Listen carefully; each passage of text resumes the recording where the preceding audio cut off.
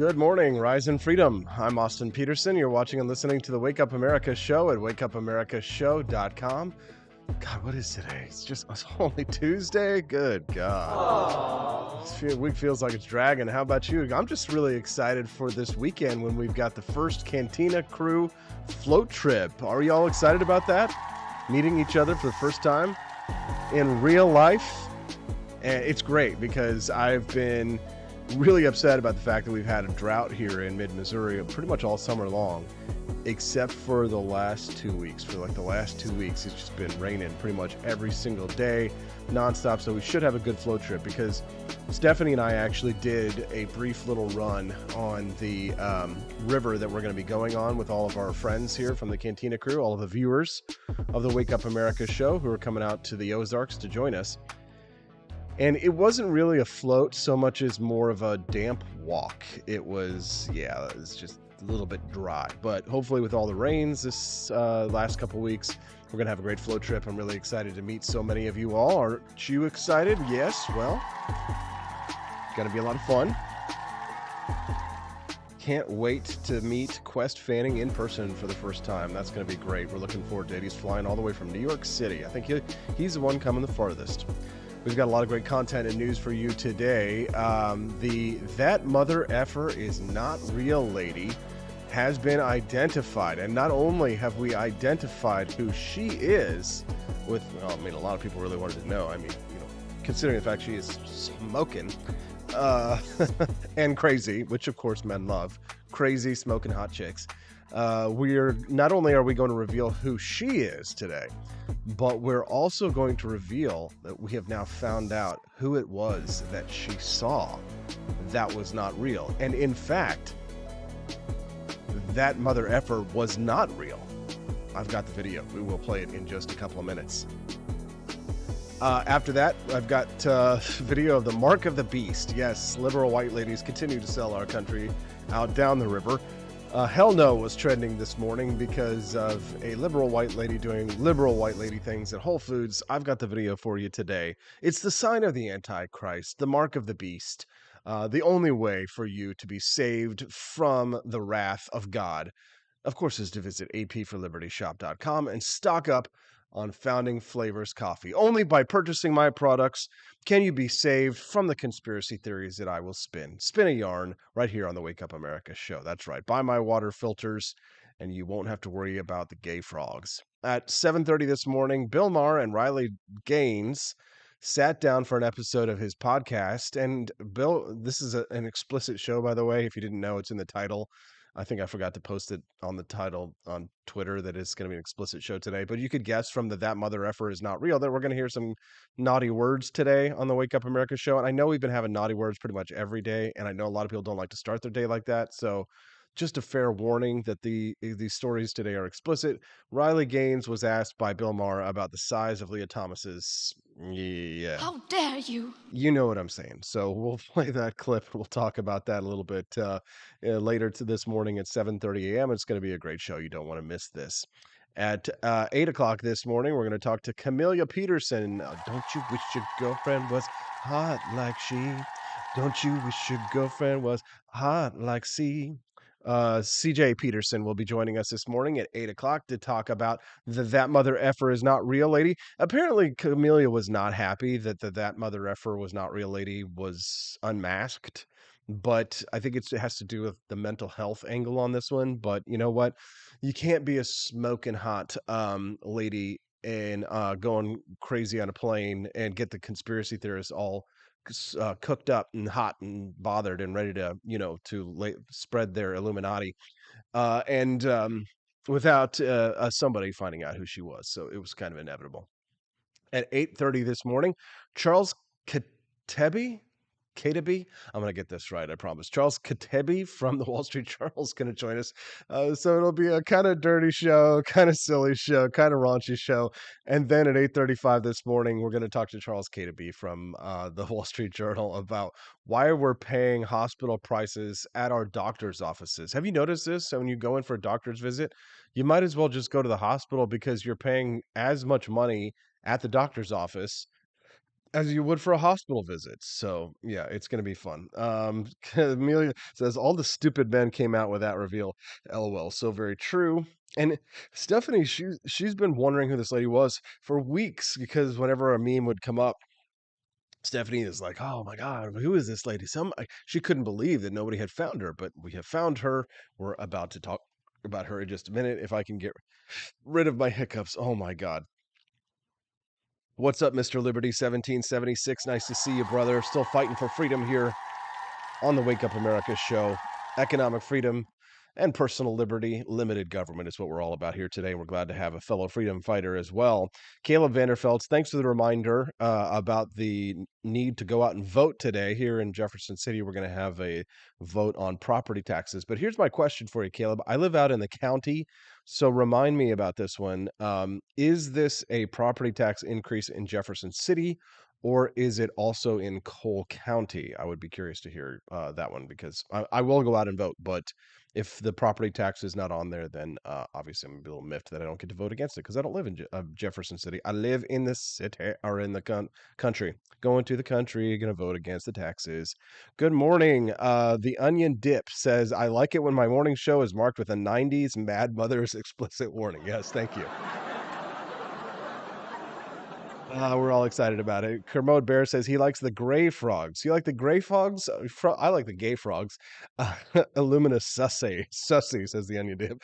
Glad to have you here. Rumble notification late per usual, says Levin214. Well, there's one way to counteract that and hit that like button. We appreciate it. Mary Kramer and Kayla Vanderfeld says it's Cole County. Okay, then you got it. I'm going after the show today to go and vote against the property tax increase. How am I going to vote to raise my own taxes? What do you think I am?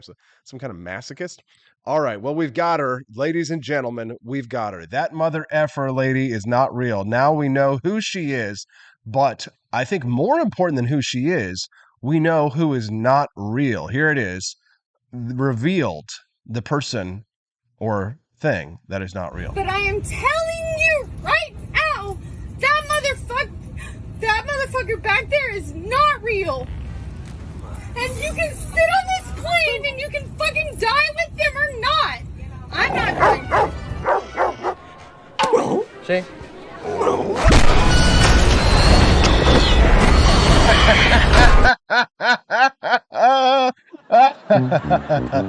Just kidding.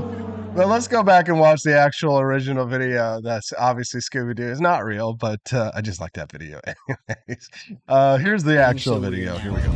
I'm telling you, I'm getting the fuck off, and there's a reason why I'm getting the fuck off, and everyone can either believe it or they cannot believe it.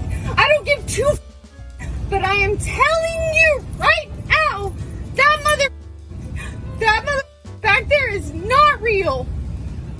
And you can sit on this plane and you can fucking die with them or not. I'm not going to. Comments on this. Okay, you know what's funny about this? Have you ever had a situation where you've been really mad at somebody, or you've been like screaming mad at someone, and you're so upset that you can't breathe? Okay, this happened to me once. One of the most embarrassing episodes of my entire life. And I can't believe I'm revealing it now to the public because I have just hung my head in shame ever since. I think it was in like 6th grade. And some kid was picking on me for whatever reason or something, like throwing spitballs or whatever. And I went over and I like grabbed him by his shirt and I like balled up my fist like I was gonna punch him in the face. And I said, if you do that again, you're not gonna be able to eat hard food for a week. And he was just laughing his ass off at me as I was stuttering, trying to like threaten him and sound like badass. Such a pussy. 6th grade me was not 42-year-old me where I'm like big and like no martial arts and shit now. Anyways, that mother effer was not real. AP. But yeah, have you ever had that happen where you've been so mad or so upset? So now we know who that mother effer lady is, and it turns out that she is real. Tiffany Gomez, and well, gentlemen, I hate to confirm it, but she is confirmed hot. She has very positive physiognomy, right? So she is Tiffany Gomez. Fast facts you need to know. So she's 38 years old, a little old for some of you gents there. Police obtained journal.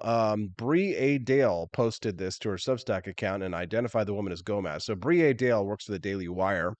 and was the one who uncovered the story. Tiffany Gomez is accused of saying, "There's a reason why I'm getting the F off in this viral video." She's accused of saying, she definitely said it.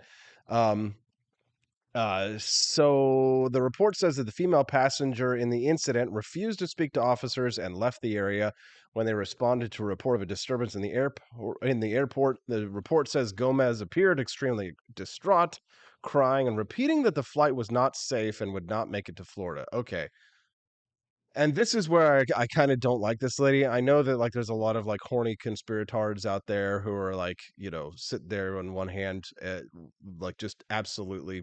I mean, I'm sorry to say it like this. I know it's early and I shouldn't talk like this, but like they're just jerking it to her because she's attractive, but she also was freaking. She made the plane late. And did you see that Carrot Top was on that plane as well? Yeah, like the Carrot Top from Las Vegas. They made everybody late, so they weren't able to make it to Orlando in time for the fireworks. Not that I really feel bad for Carrot Top or anything like that. I'm not a big Carrot Top fan.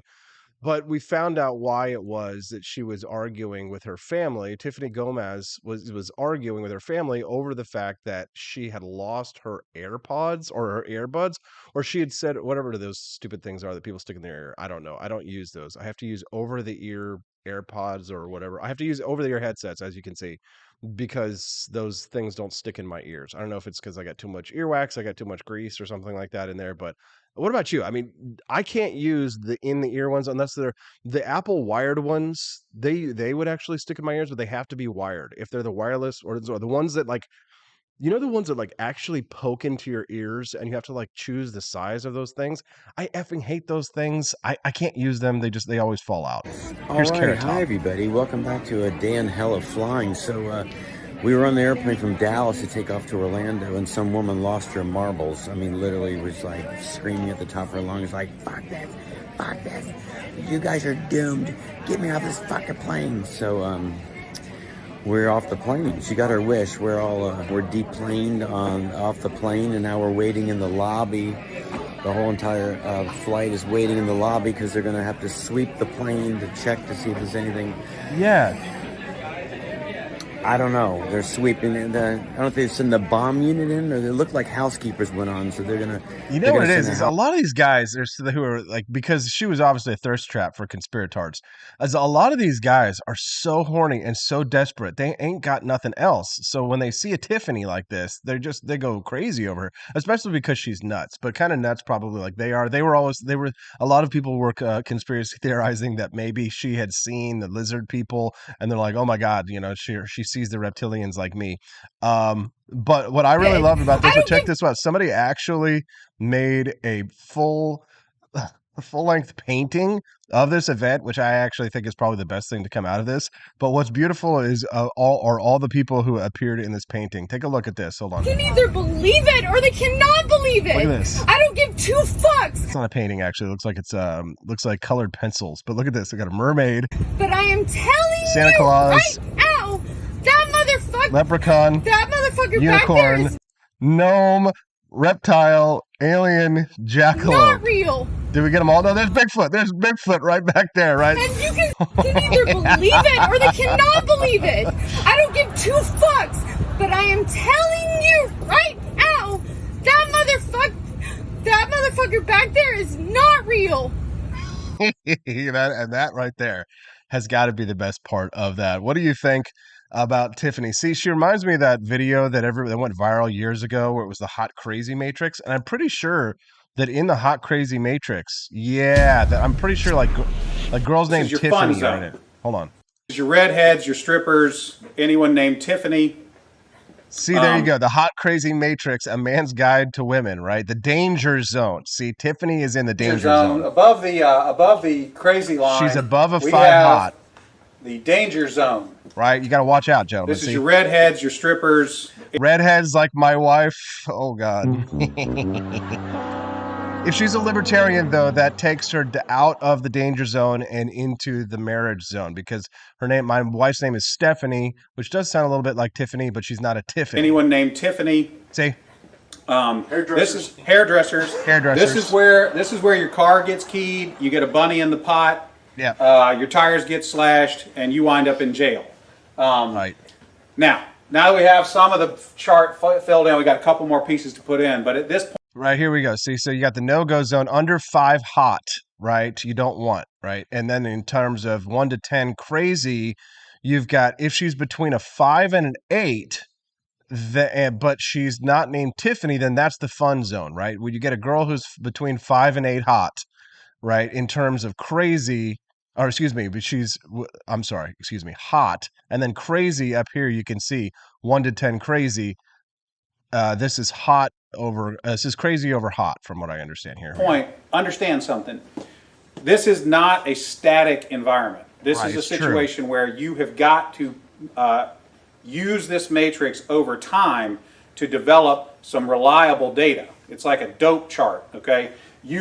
Because at any moment in time, any woman that you have previously located on this chart can vanish from that location and appear anywhere else on the chart. Very true. Very true. Because Stephanie, as a redhead, my wife as a redhead, might have been in the danger zone at one point in time, but she went from the fun zone as my girlfriend into the marriage zone, which we're getting over to. time, He's about building a this up. 7 crazy.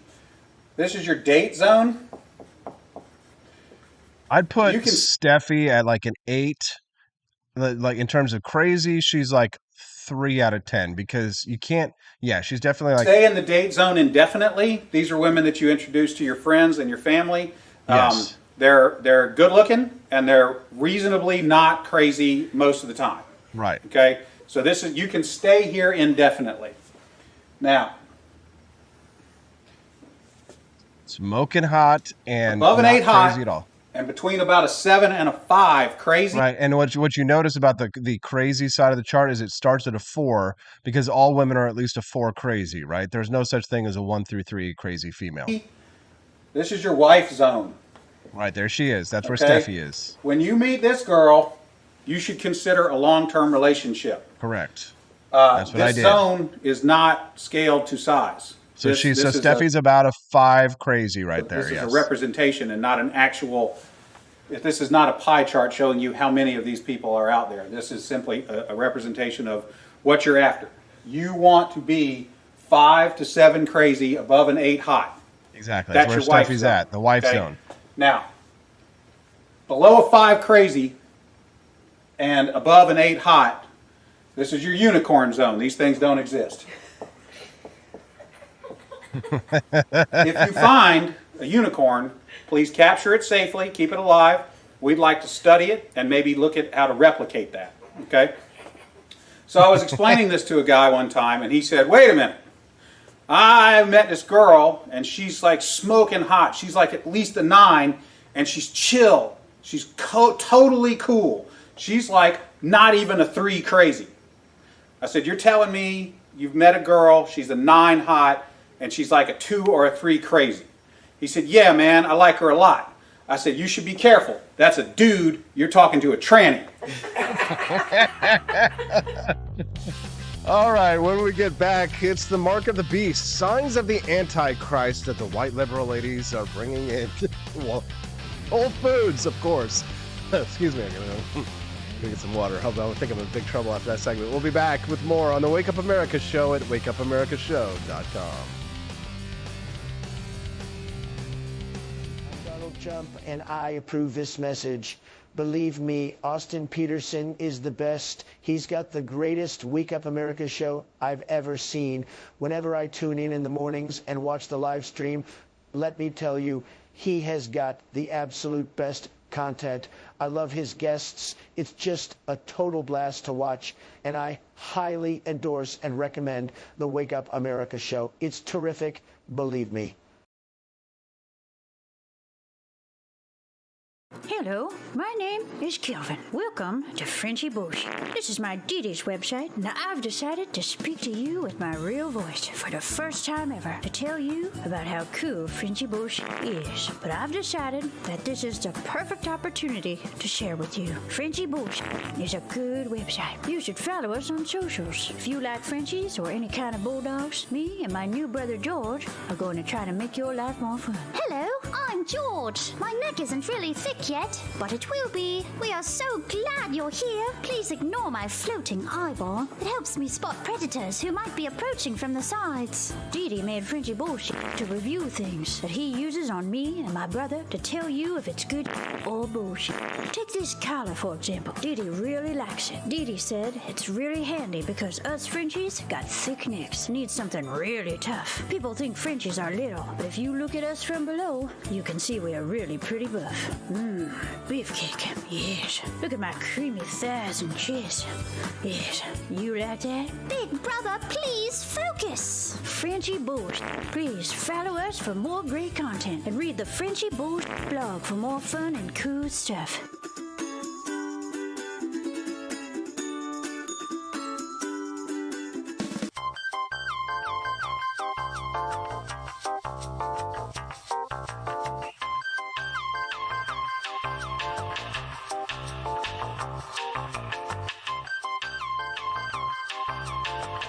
I'm a public defender. I am a public defender. I'm proud to be a public defender. 80% of Americans accused of a crime will get appointed a public defender. Everybody from a speeding ticket to capital murder. For every dollar we spend on public defenders, we spend $3 on prosecutors. Public defenders have to do pretty much everything on their own. Social workers, counselors. Investigating is another piece of it. The average public defender holds 300 cases annually. You never feel like there's enough time. Public defenders have health issues all the time. A lot of people give up and say, I can't do this work anymore. Gideon's Promise trains, mentors, and supports public defenders.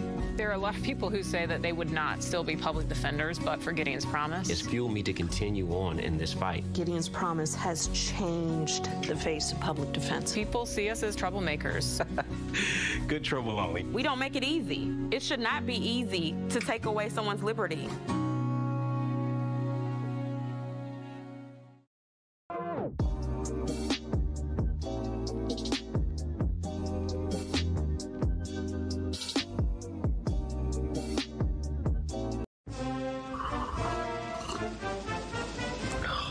Tired of spending your hard-earned money on woke corporations that don't share your pro-freedom values? Fed up with sipping liberal lattes and progressive cappuccinos? Introducing Founding Flavors from AP for Liberty Shop. Get your day started with Washington's Revolutionary Roast. As robust and principled as the man himself, this blend is the shot of energy heard round the world.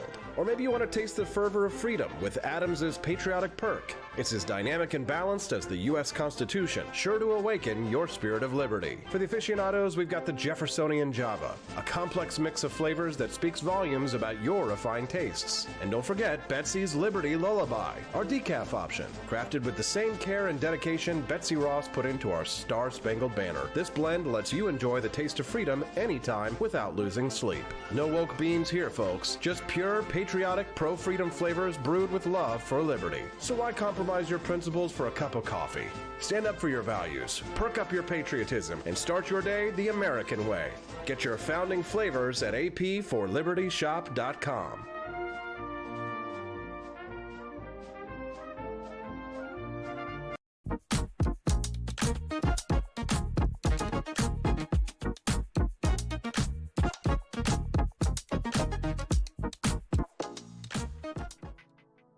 Good morning, Rise and Freedom. I'm Austin Peterson. You're watching and listening to the Wake Up America show at wakeupAmericaShow.com. Hope you're feeling good today. Good. Studio audience feeling all right. How's the rest of you doing? Make sure you click that like button. Let us know what you think of the show. You can drop your comments underneath the chat. And of course, you can always text the show at 573-319-1586. Again, you can text the show today. We are live, and I will read your comment on air. Excuse me, at 573-319-1586. One more time, that's 573-319-1586. We'd love to hear from you. The Onion Dip over on Rumble says, I hate to break it to you like this, brother, but a floating eye is not the product of evolution. It is a product of inbreeding. Yes, he's talking about our dog. Yes, it's true. It is a product of inbreeding. Yes, that's kind of the joke, right? We made the joke that it's the reason why our dog has a floating eye is so that he can spot predators on the side, right? What do you think we are, stupid, Onion Dip? Anyways. If you're enjoying the show today and you haven't watched our show before and you'd like to come back, make sure you click subscribe if you're watching us on Rumble, YouTube, Spreely, Facebook, I guess it's called Meta these days, or on Twitter, and you're not subscribed to whatever social media channel you're watching us on this morning. Give us a like and a subscribe. We appreciate that very much. Help us spread the message of economic freedom and personal liberty. All right, liberal white ladies continue to lead the destruction of the Western world. Let's take a look. I'm at Whole Foods and I'm about to pay for my groceries with my... It'll work.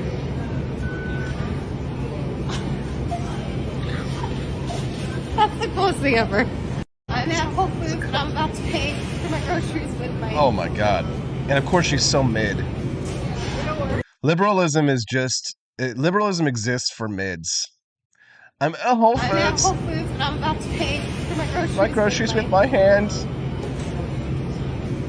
It'll work. Did it work? That's the coolest thing ever. That's the coolest thing ever. At Whole Foods. Oh my God. It's the coolest thing ever.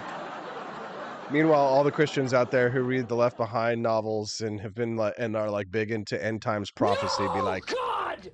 No, God, please, no! okay, so I don't know about you, but I was raised a Christian and like end times prophecy is what it was all about, especially in the summer whenever we would have the revivals.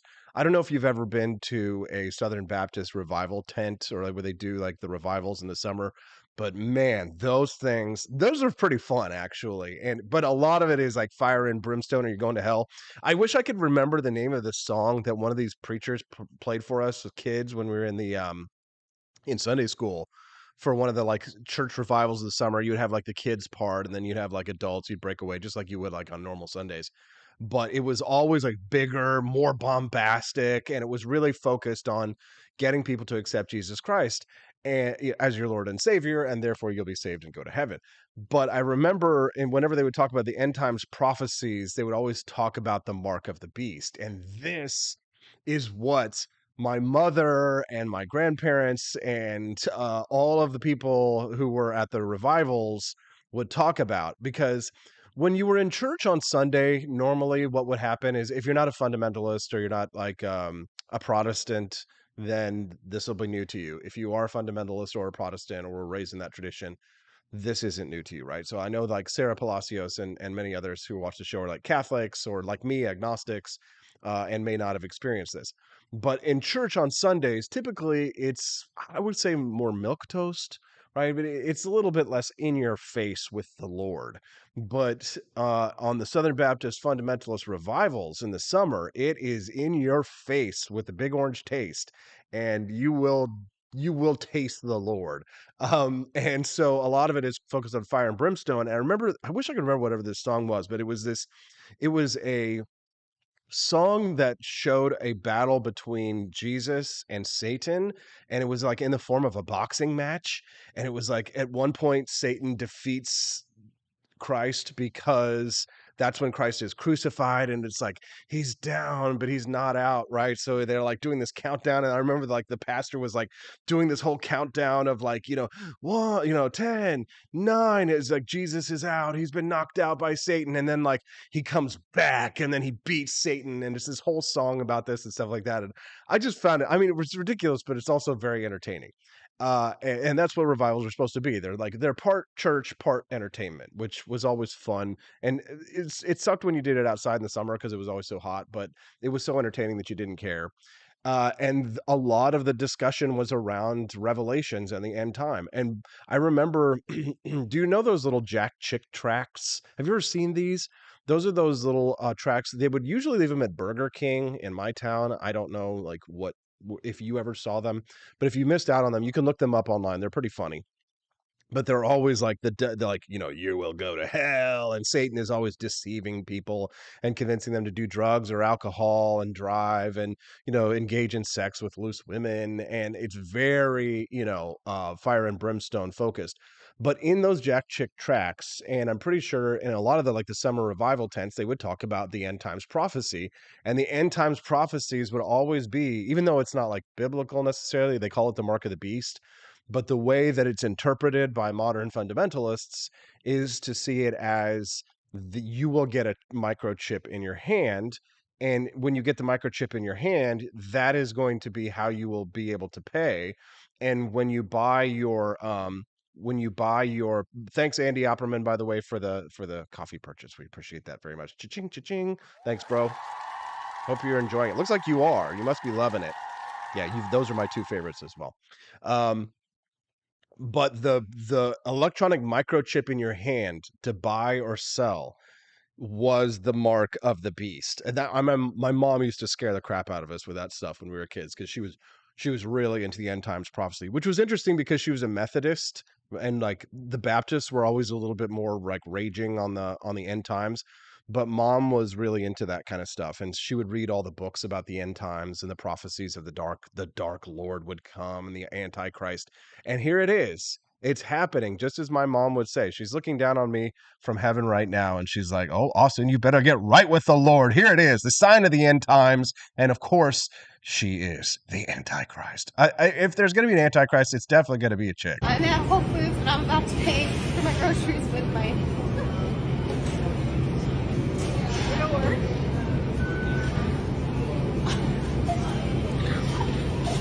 That's the coolest thing ever.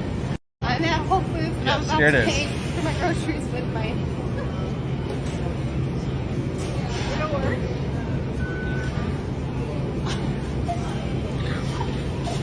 That's the coolest thing ever.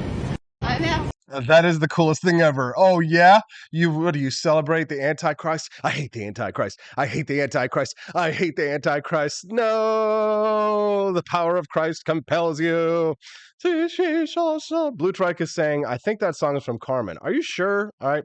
D. Nathan 97 over on Rumble says, I'm not even opposed from a Christian perspective. I'm not into the idea of being microchipped. Thank you. Thank you. Yeah, it's a bit creepy.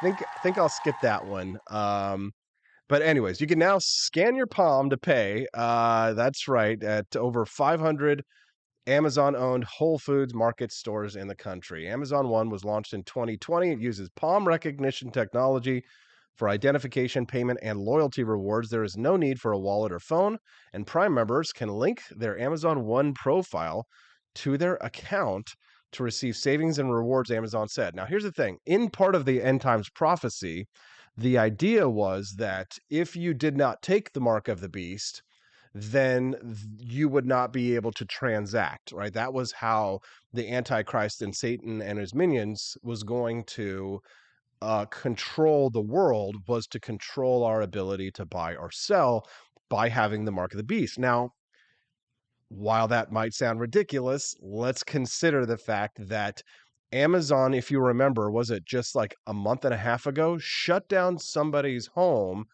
because they said that they thought someone had reported that they heard a racist epithet coming from their home. Amazon shut down home.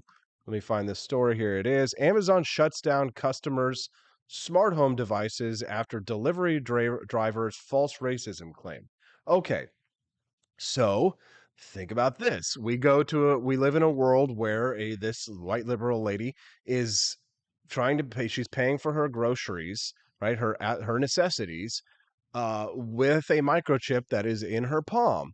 Now, what if Amazon you see where I'm going with this? What if Amazon decides to shut down your smart device on your hand and not allow you to transact because you might have tweeted or posted something that they might deem racist, and they won't turn it back on until a thorough investigation is done? This is what they did to this homeowner, right? Brandon Jackson, who is black, said he found himself digitally exiled by Amazon on May 25th, less than 24 hours after an Amazon delivery driver dropped off a package at his home and reported him for being racist. The homeowner says, I was told the driver who had delivered my package reported receiving racist remarks from my Ring doorbell. Jackson is a black man and an engineer at Microsoft. He says none of his family members were actually home when the package was dropped off. They always talk about that in this story, but that doesn't matter. Like, the point of the Ring camera is that you can talk to the person when you're not even home. So that doesn't matter anyway. He then reviewed footage from the surveillance cameras, but the doorbell had issued an automated response that says, "Excuse me, can I help you?" The driver who was walking away and was hearing had headphones on must have misinterpreted the messages but it didn't matter because the next day the Amazon account was locked. All of his Echo devices were logged out, and but the problem with this Jackson guy is that he's a giant bonus hole, because he says, listen to this, he says he supports Amazon taking extra precautions to protect delivery drivers, but questioned why he had to be locked out of his account for a week as an internal probe was carried out. Dude, you moron. No, God, please, no! No! So he didn't have a problem with them actually doing it. The problem that he had was that it took so long for him to get his stuff turned back on. I mean, this is ridiculous. I mean, this is why, this is how tyranny comes. This is how liberty dies. To the sound of the sound of thunderous applause. Here we go. There it is. Wokas 0422 says, so how soon do we start hearing about dead people with missing hands? You see, you made a good point there, right? Blue Trike says, palm recognition sounds more like a fingerprint than a microchip. No, it's a chip. It's a chip that they use. Palm recognition technology. No, you're right. It is palm recognition. Here's the problem with that, though. It's going to go to a chip. It has to go to a chip because, like fingerprints and like your handprints and things like that, they're actually more common than what most of us have been led to believe in terms of like identification.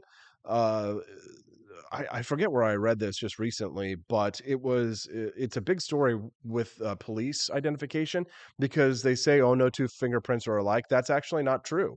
There are fingerprints that are alike. So I would be surprised if this doesn't move forward into that chip territory, or at least I'm pretty sure that it has already moved into chip territory as well. But this story came out on July the 20th of 2023. And of course, it involves the mark of the beast, Anyways, if you're just tuning in the Wake Up America show, glad to have you here today.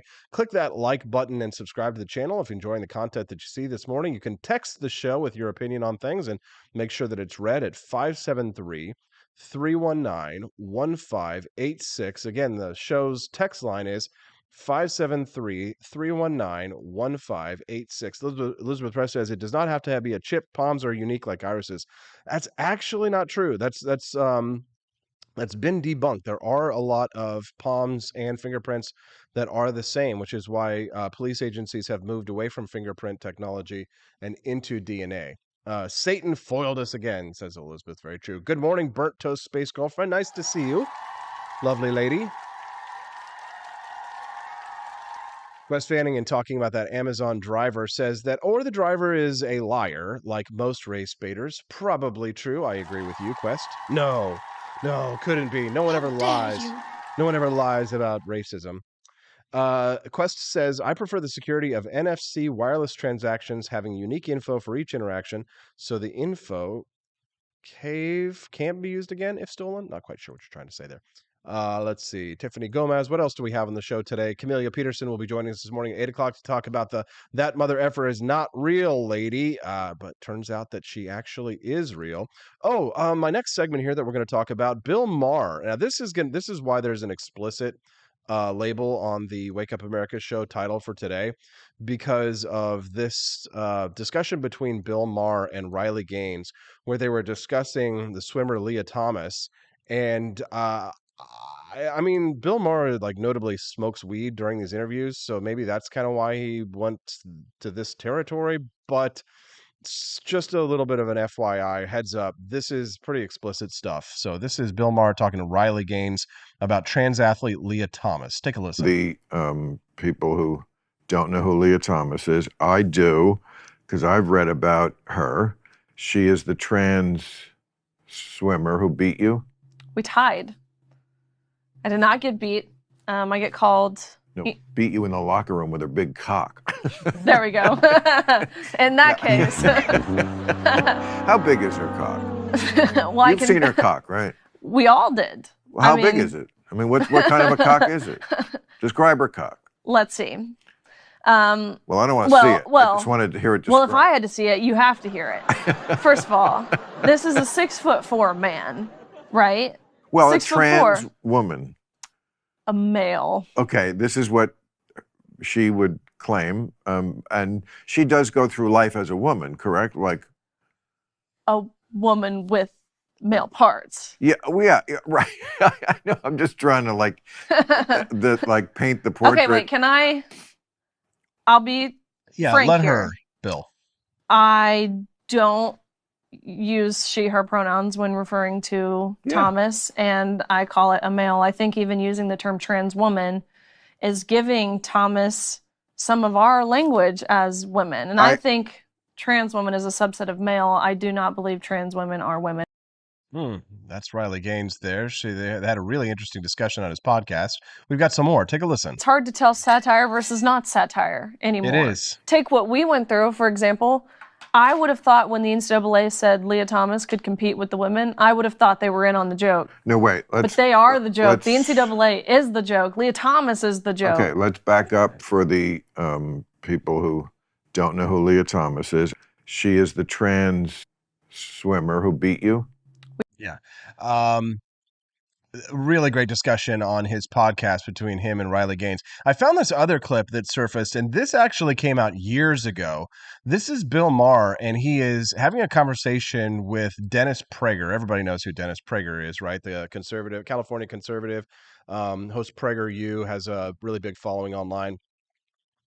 But he was having this conversation with Dennis Prager, and I wish that they could go back and revisit this, because this conversation came about before the whole trans discussion really exploded onto the national scene. And they're all laughing at Dennis Prager as if he's insane for saying what he's saying. Take a listen to this. These are giant left-wing lies. We're talking about degrees. To say that men can menstruate is a lie, and that is what is said. Wait, where did that See, look, where did that come from? Look at them laughing at him. Check it out, folks.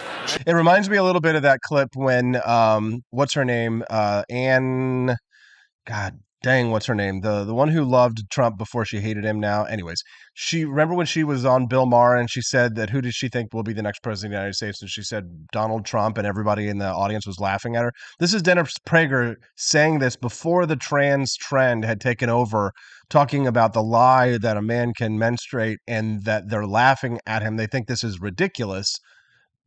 But the conservatives were ahead of the curve, as usual. These are giant left-wing lies. We're talking about degrees. To say that men can menstruate is a lie, and that is what is said. I'm laughing.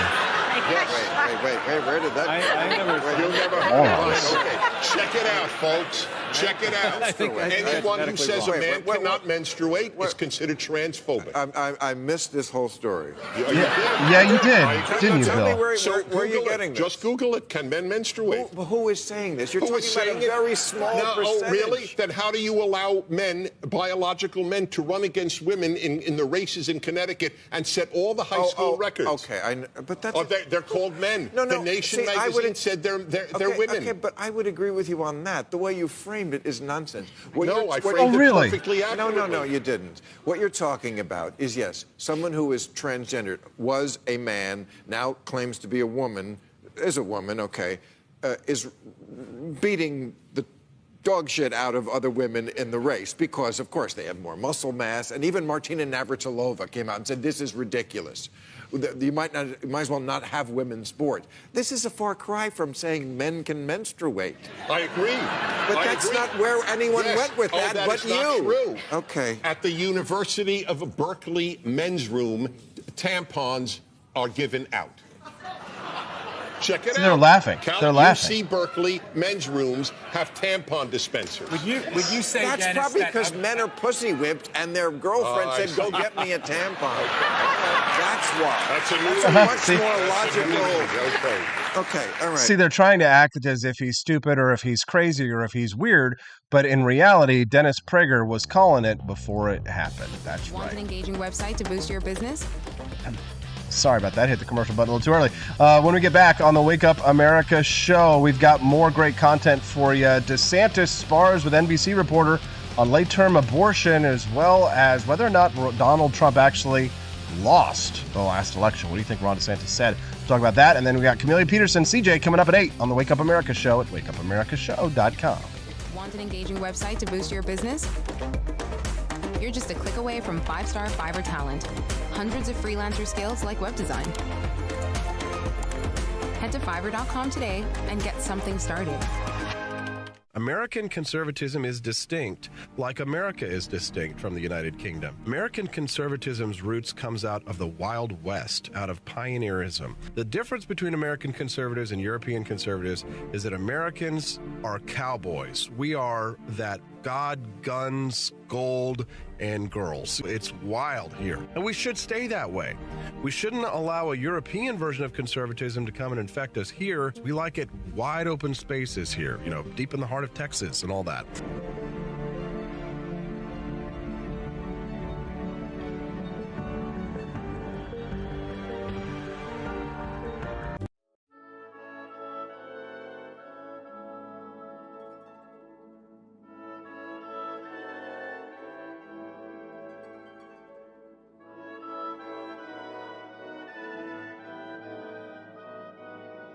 Hey there, it's your favorite Vice President Joe Biden. I wanted to talk to you today about the Wake Up America show, the best source for all your political news and commentary. But before I get started, let me just make sure I have all my notes in order. Okay, where was I? All right, the Wake Up America show. It's a great way to stay informed and make your voice heard. Boy, what was I saying again? Oh, right.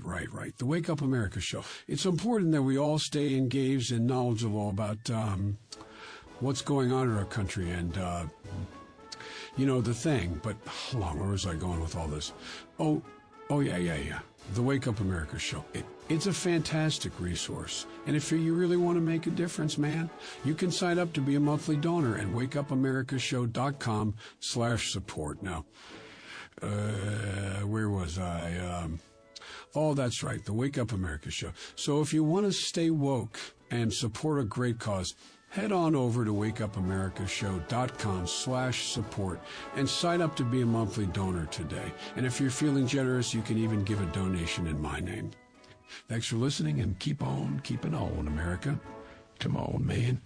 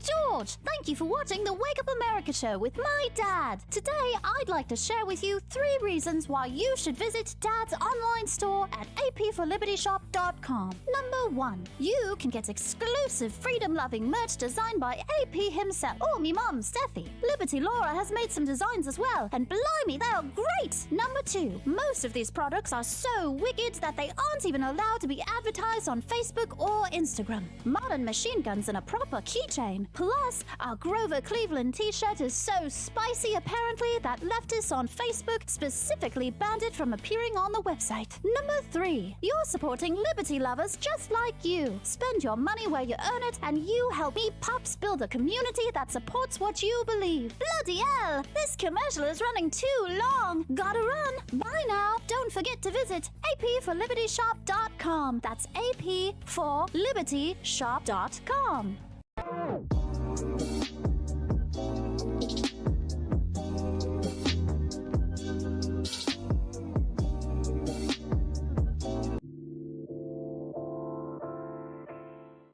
I'm literally shaking right now. I was just getting groceries, and I live in San Francisco, and I never really feel fully safe.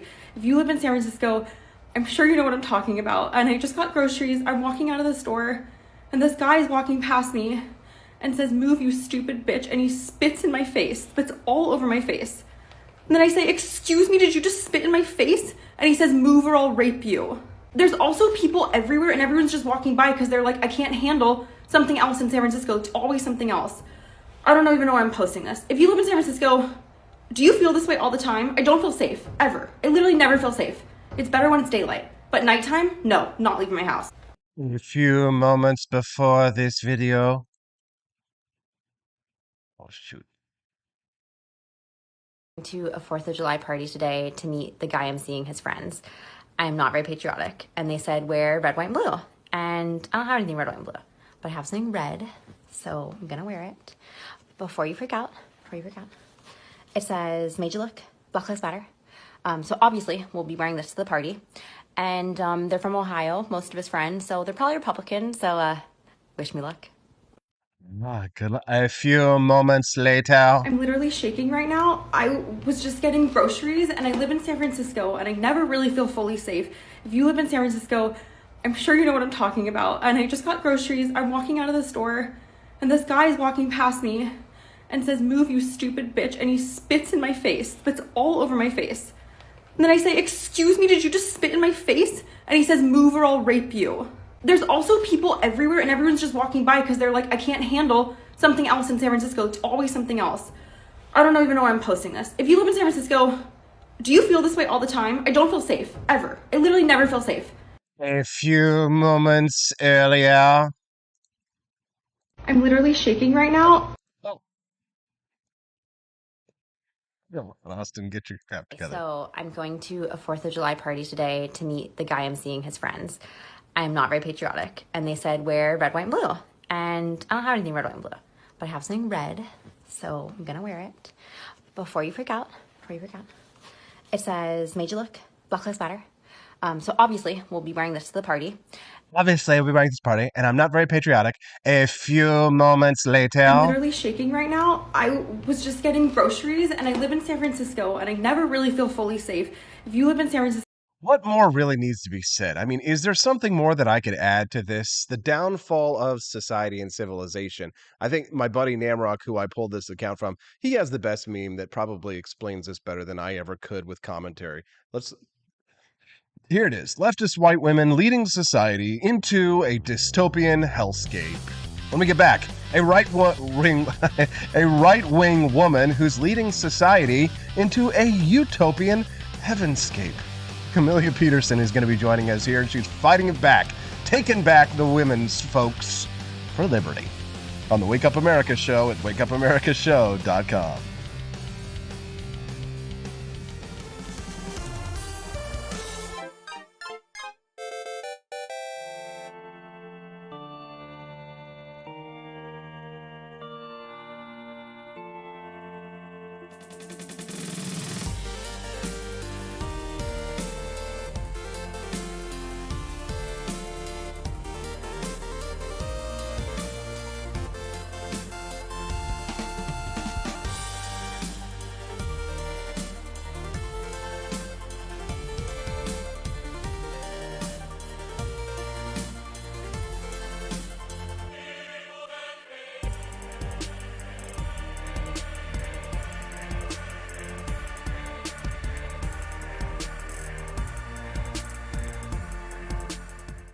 It was 1946. A battle was fought, not overseas, but right here on American soil. The Battle of Athens, an intense struggle against election fraud and for the rights promised by our founding fathers. Driven by the Second Amendment, ordinary citizens stood tall and fought back. Help us expose this momentous battle of integrity and bravery. Your support can make a difference. Visit givesendgo.com/bleedamerican and pledge your support, because we believe in the power of truth, the strength of unity, and the spirit of we the people. Let us not forget, we bleed American.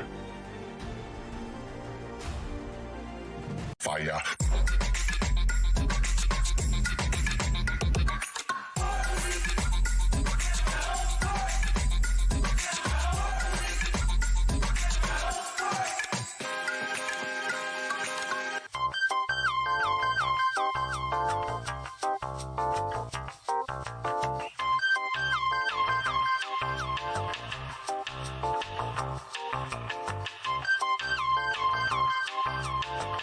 Hello, this is Barack Obama, and let me tell you why Austin Peterson stinks, and you should never pay attention to anything that he has to say. First of all, he's a libertarian, and we all know libertarians are idiots. They don't realize how important government is to everything that we do. I recently became aware that Austin has opened up a libertarian shop at apeforlibertyshop.com. Now, I'm asking you as a personal favor to me that you never ever visit apeforlibertyshop.com. With all of the great Liberty merchandise there, the last thing that we need to do is to get people spreading this message around the country, because then they might start thinking that they don't need government. And that's the last thing that good Democrats like us want. So if you love democracy, like me, and hate freedom, then don't visit AP for Liberty Shop. Like I said, whatever you do, do not visit aporlibertyshop.com. I'm Barack Obama, and I approve this message.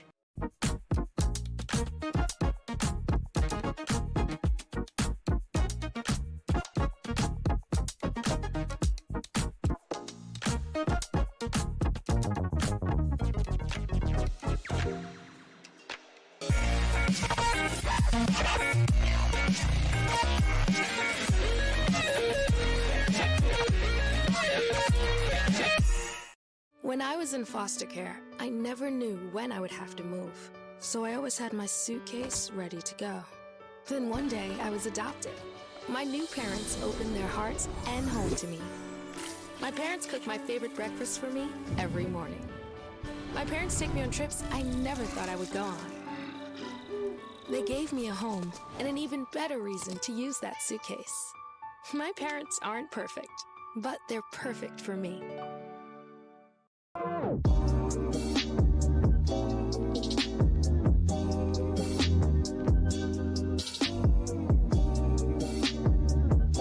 would remind you that extremism in the defense of liberty is no vice. It is better to settle these matters in the courts than on the streets, and new laws are needed at every level. But law alone cannot make men see right.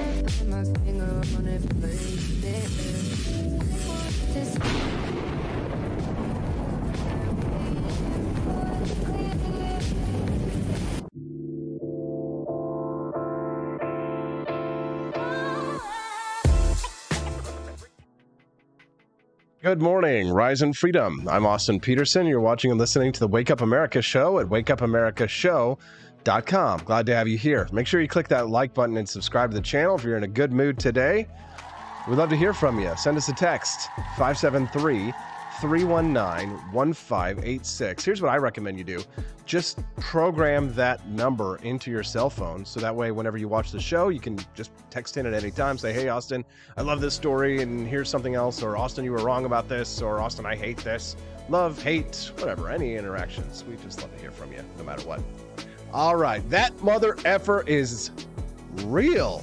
After weeks of speculation about who the mystery conspiracy chick was on the flight that caused everyone to wonder who she was, that mother effer is not real lady has been identified. Now, before we get to a lady who is real, very briefly here, let's play the clip to remind people what we're talking about here. So weird now. I'm telling you, I'm getting the fuck off, and there's a reason why I'm getting the fuck off, and everyone can either believe it or they cannot believe it. I don't give two f***, but I am telling you right now, that mother back there is not real. That mother effer back there is not real. Joining us now is a woman who's all real, if you can believe it, not created by AI.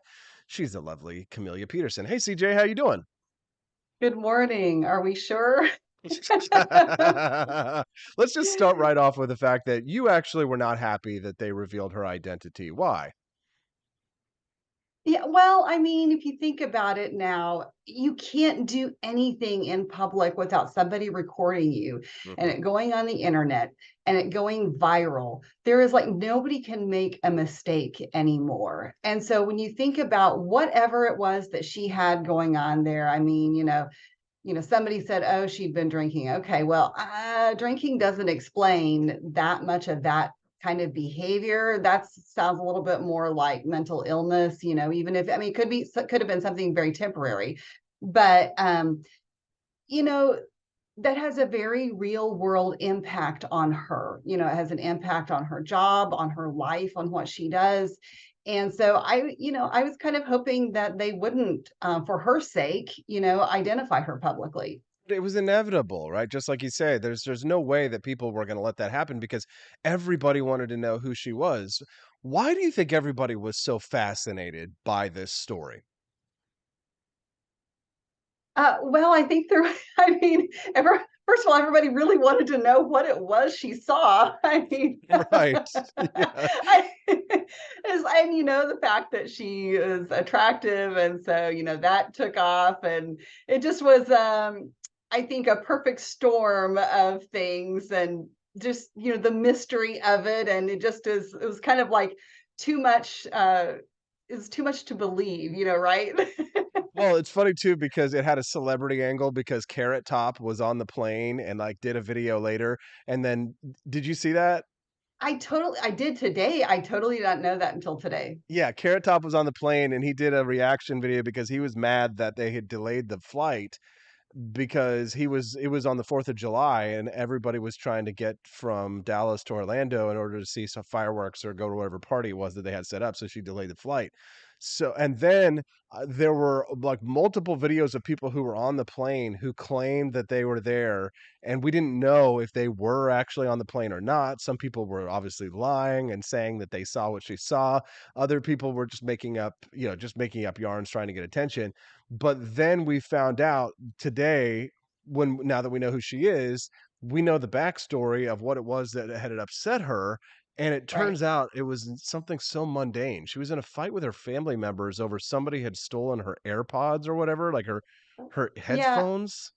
which still doesn't, I mean, it still doesn't add up to that kind of reaction. I mean, I get it that sometimes you get pushed and pushed and pushed till you finally can't take anymore. And there's nothing like the people closest to you to be able to do that for you. No, for sure, for sure. But I loved all the analysis of the video on people's parts where they were looking at her physiognomy and Yes. trying to determine, why people believe her. One, it's people were like, whenever, like, there was an article that wrote an in-depth explanation about why people believed her. And it was because it basically broke down to the fact that she was attractive. And Right. there is a word for that. I mean, it's a phrase for that. It's called the halo effect. Have you heard of it? Mhm. Yes, I mean, you're right. They've done a lot of studies that, physical appearance and certain, physical characteristics definitely affect how, if we believe somebody, how believable they are. And really, the more attractive a person is, the more likely we are to believe them. We see that in politics too, don't we? Oh, for sure. Yeah, right. We're supposed to go out and vote for the hottest guy, right? The hottest guy, the hottest girl, but it not only like I mean, it's kind of funny, but they've actually done studies on this to show that, ever since the rise of television, starting with John F. Kennedy versus Richard Nixon, typically the taller or the more attractive candidate is usually the winner of the race.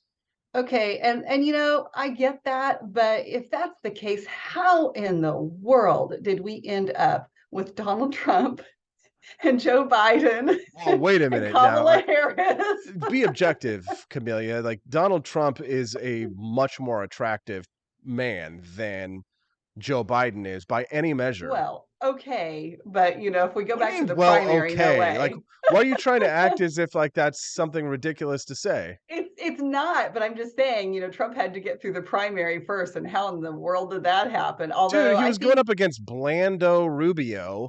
that's true. No offense. I mean, Rand Paul is not a looker. We love him, but he does have weird hair. And then there's God, Ted Cruz. I mean, for God's sakes. I mean, Jeb Bush. I mean, who was more attractive than Donald Trump on the debate stage in 2016?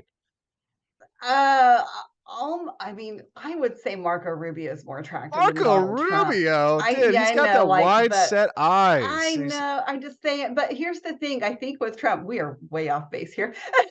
Here's the thing with People Trump is trust him that, because he's attractive and he has beautiful hair. well, I think more than that, it was the bad boy quality. Mm. I mean, Yes. the bravado, being bombastic all the time, not being afraid to say anything to anyone. I mean, there is, There's something attractive to that. Yeah. I honestly, yeah. No, I just the problem is with libertarians, people like ourselves, is that we don't value what normal people value, and that's Yeah. why we are consigned to the dumpster, right? Because we really like. I loved Ron Paul, but it was like, buy gold and the Fed, right? And it's like I don't mind. I can listen to a 2-hour lecture by a man who sounds like that.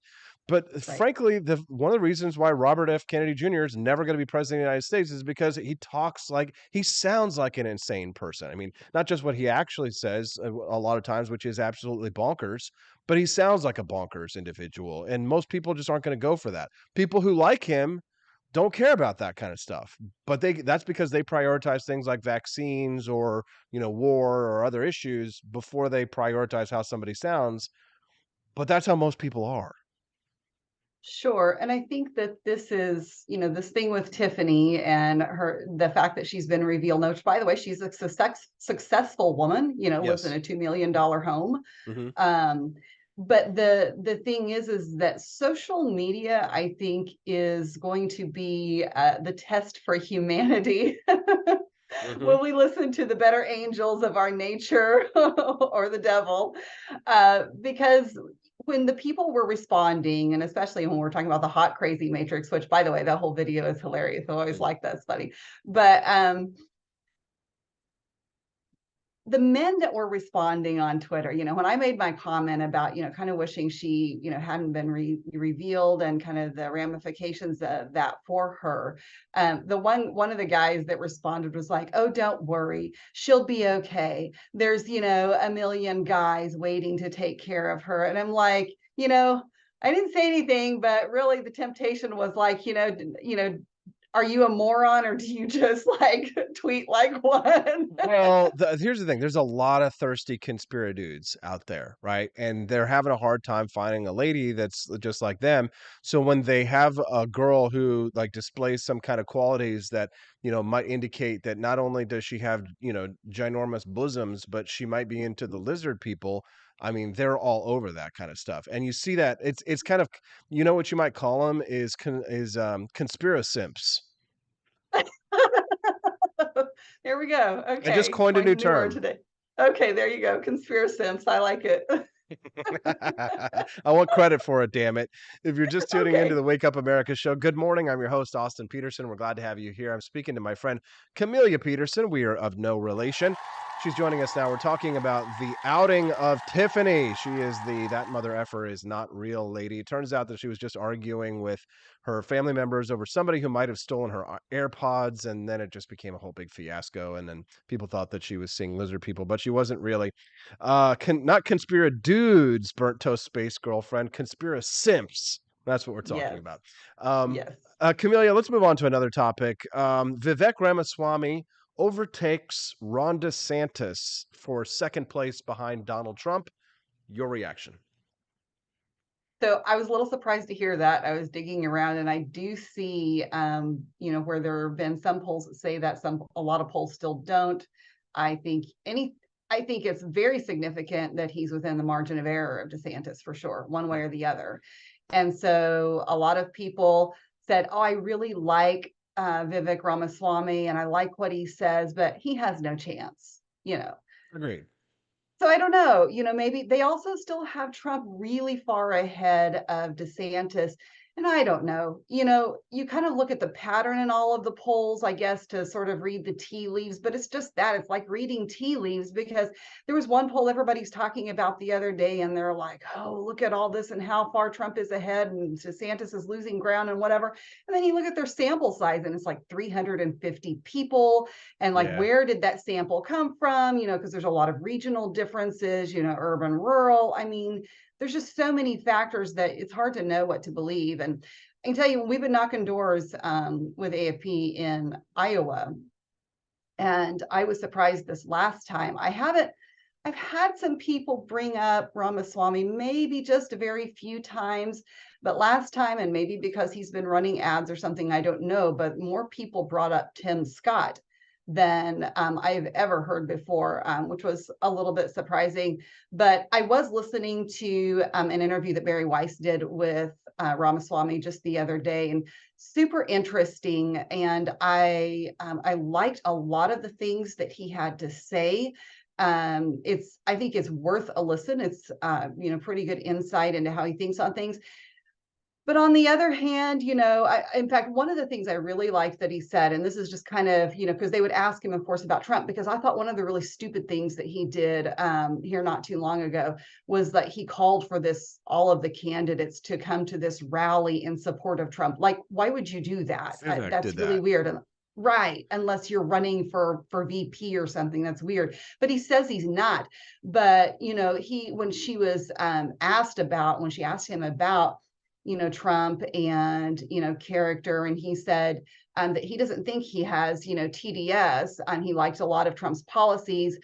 But I think this is important. I agree with this a lot. He said he looked at the way that Trump dismantled the moral guardrails that keep bigotry to the fringes, and the way he normalized things that should be stigmatized and played to people's basest instincts. And he said, I believe there could be no policy that is important as keeping civility and unity in our democracy. You could probably quibble with some things there, but I think that that's a very good point, that is something Trump did, was kind of that appeal to, our basest instincts and not to the better angels of our nature, so to speak.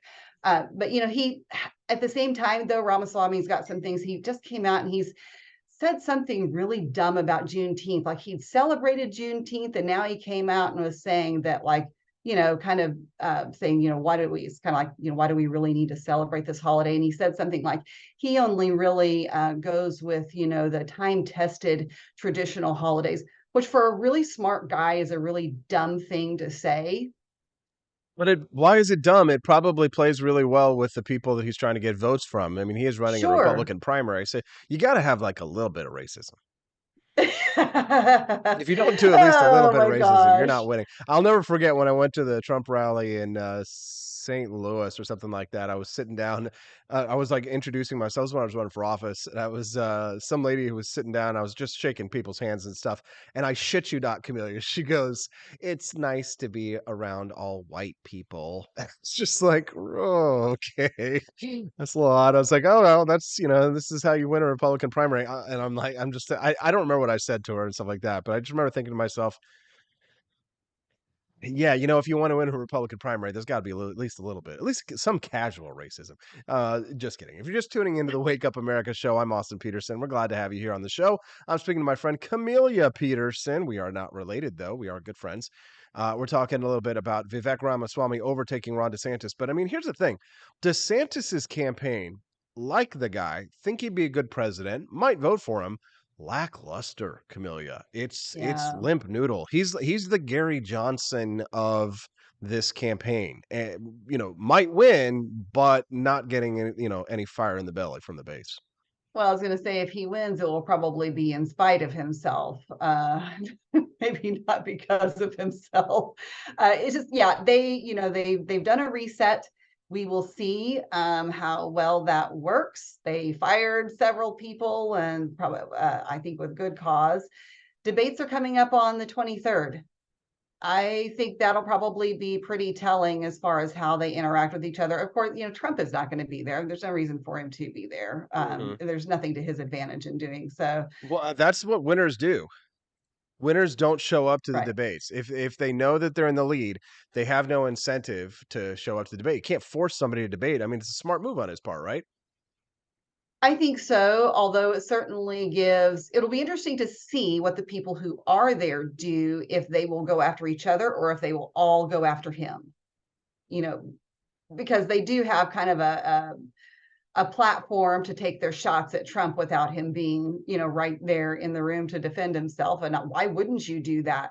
So the thing is that the more we talk about the fallout from COVID, this is the one thing when I talk to people on the ground that their chief complaint, people who have been Trump supporters, they do not like that he's really doubled down on, the decisions that he made with warp speed and all of these, and all the money that he spent, adding to the national debt. Those are things that people are they're really aware of. But I do think that, of course, all the indictments and the charges that they keep trickling out kind of keep people worked up. And, if anything's going to do it, that'll do it. There it is. Camelia Peterson. Anything else you'd like to share with our listeners before I let you go today, CJ? Well, maybe in an effort to deter things from happening to you, like happened to Tiffany on the plane, practice some deep breathing. It's a very good idea to, when you shower in the morning, especially, end it with that 30 seconds of cold water. It really does clear your head, gets you in a better frame of mind, and just more self-awareness and awareness of the people about you. And don't let somebody stealing your AirPods, kill your day and everybody else's flight. We won't do that. CJ, that mother effer is real. We appreciate you very much. Have a good day. We'll see you on Thursday. Have a great day, everyone. There you go. What do you think of Camelia Peterson? All right, when we get back, are there any conservative women that you look up to? Name one. Last night, the two Miami Latinas, mostly peaceful Latinas, went on a tear saying Gen Z women are more liberal than ever because most conservative women are cringe. We'll talk about that when we get back on the Wake Up America show at wakeupamericashow.com.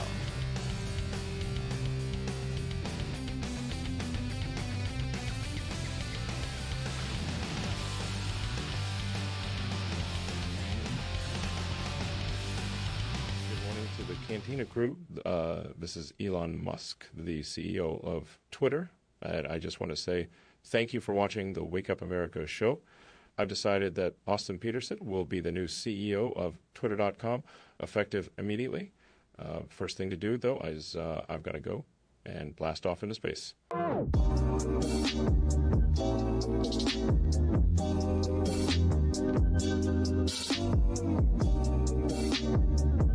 If there wasn't going to be somebody who was a fiery champion of liberty, somebody who would get out there and who would be aggressive, and if they wouldn't do it with more fire or passion than I had, then I would go and I would fight this battle for us. I've fought for the principles that we all share. Parties tend to be secondary to me. We're here because we believe in the principles of liberty. I am not a perfect messenger, but I think I'm a damn good one. This is a replica of our first president's flintlock pistol. You have my full support, my respect, and my gun.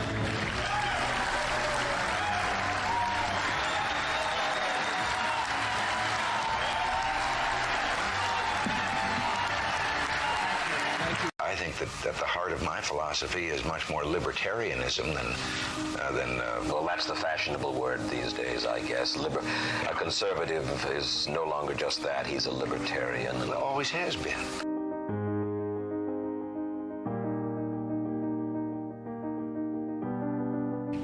Yet any time you and I question the schemes of the do-gooders, we're denounced as being against their humanitarian goals. They say we're always against things, we're never for anything.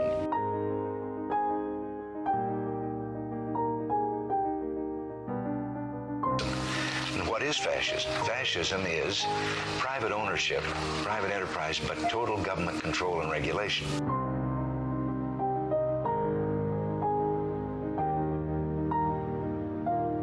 Well, the trouble with our liberal friends is not that they're ignorant. It's just that they know so much that isn't so.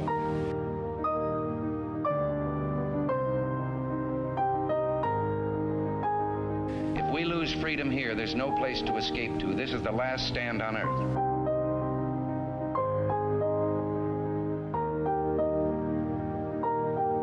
This is the issue of this election.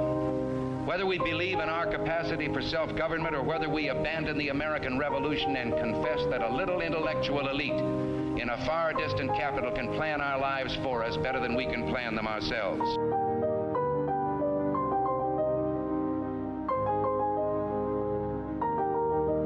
The conservative, so-called, is the one that says less government, get off my back, get out of my pocket, and let me have more control of my own destiny.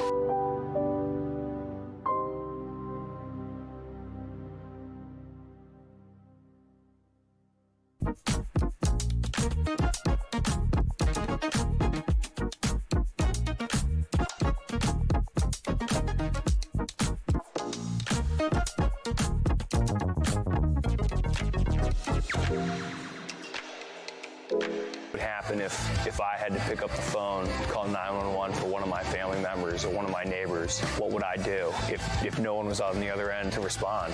What if there was no 911? You can be a part of the solution. Anybody can be a firefighter. Male, female, younger, older. We have school teachers. We have leaders in business. It's me, you, anyone that wants to be. There is no typical firefighter. Do you hate the deep state? Do you reject the Antichrist in all his ways? Do you believe that aliens controlled LBJ to assassinate John F. Kennedy? Did you know that the shot can put chemicals in you that will make you more sensitive to 5G? Do you love America? Do you want more freedom? Do you like smoking hot red-headed libertarians? Then the AP for Liberty shop is for you! Check out all the awesome new merch and have a happy new year! Fight the deep state, reject the Antichrist! Visit AP for Liberty shop and get your patriotic merchandise now, or the deep state wins!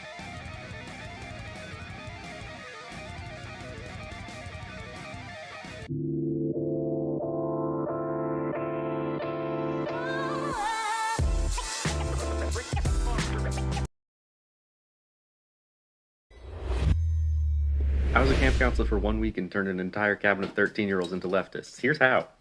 It started on day one when the kids of their own volition decided to have an election to see who would be president of the cabin. They had me track votes anonymously, and I may have broken the tie in favor of the obviously queer kid.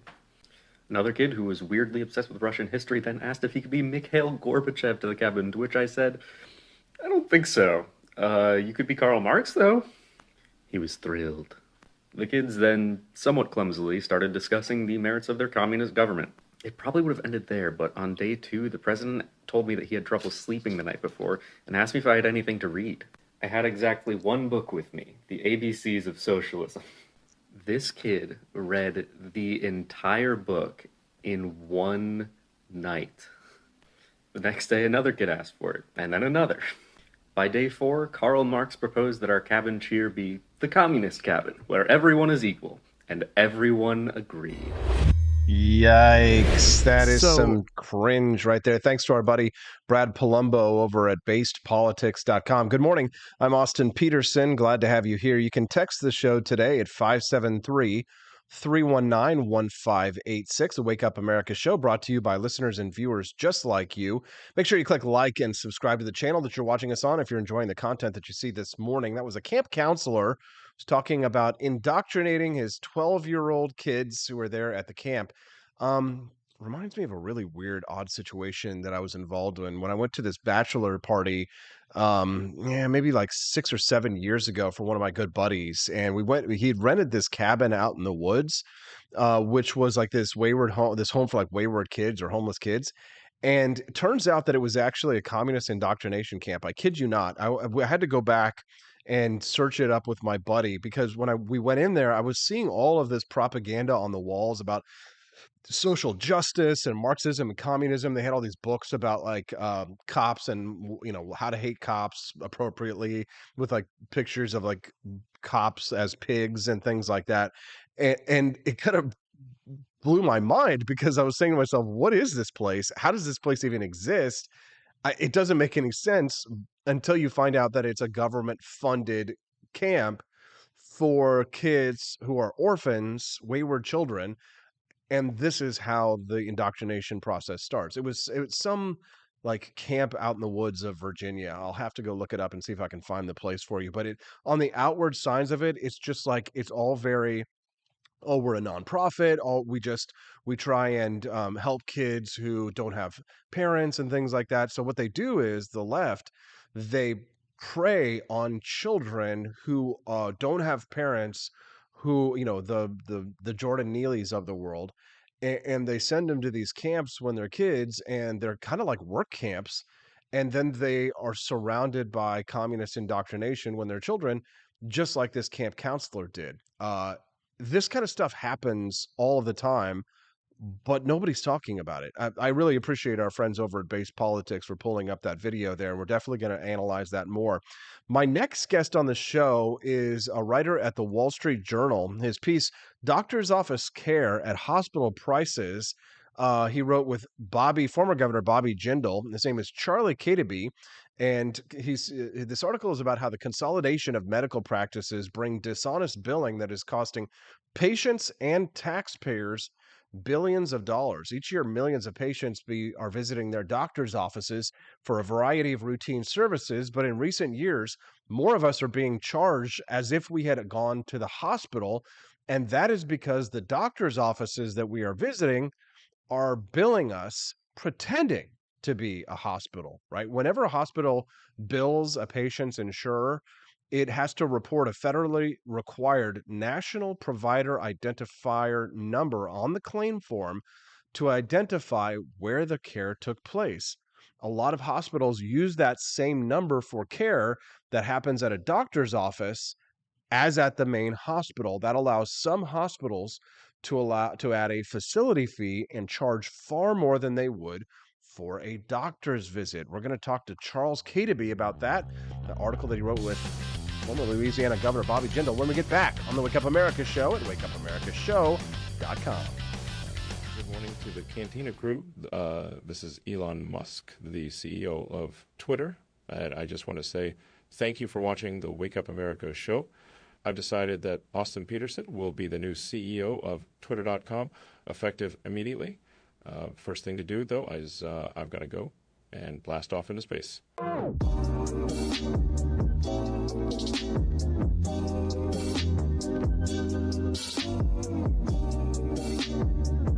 If there wasn't going to be somebody who was a fiery champion of liberty, somebody who would get out there and who would be aggressive, and if they wouldn't do it with more fire or passion than I had, then I would go and I would fight this battle for us.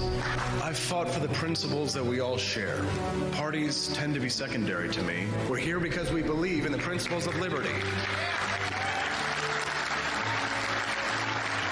I am not a perfect messenger, but I think I'm a damn good one. This is a replica of our first president's flintlock pistol. You have my full support, my respect, and my gun.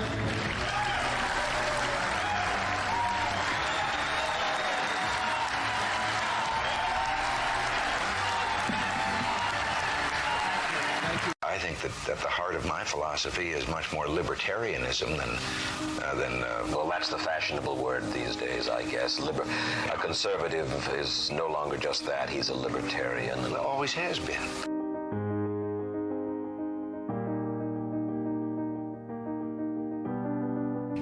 Yet any time you and I question the schemes of the do-gooders, we're denounced as being against their humanitarian goals. They say we're always against things, we're never for anything.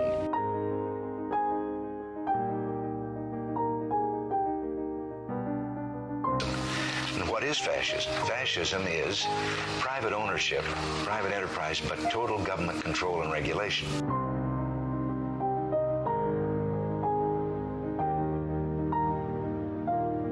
Well, the trouble with our liberal friends is not that they're ignorant. It's just that they know so much that isn't so.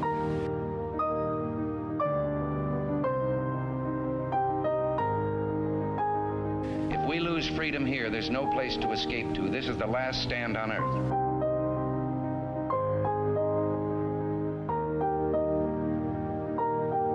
This is the issue of this election. Whether we believe in our capacity for self-government or whether we abandon the American Revolution and confess that a little intellectual elite in a far distant capital can plan our lives for us better than we can plan them ourselves.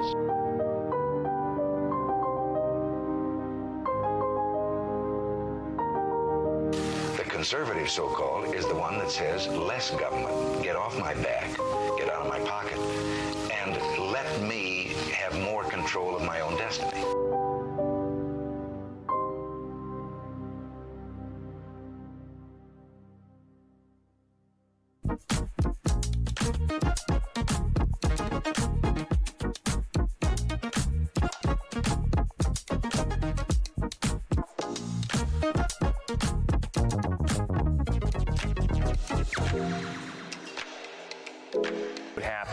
If I had to pick up the phone, call 911 for one of my family members or one of my neighbors, what would I do if no one was on the other end to respond?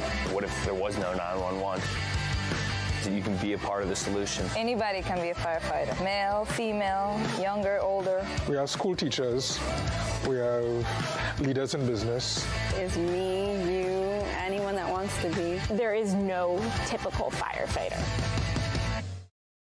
Do you hate the deep state? Do you reject the Antichrist in all his ways? Do you believe that aliens controlled LBJ to assassinate John F. Kennedy? Did you know that the shot can put chemicals in you that will make you more sensitive to 5G? Do you love America? Do you want more freedom? Do you like smoking hot red-headed libertarians? Then the AP for Liberty shop is for you! Check out all the awesome new merch and have a happy new year! Fight the deep state, reject the Antichrist! Visit AP for Liberty shop and get your patriotic merchandise now, or the deep state wins!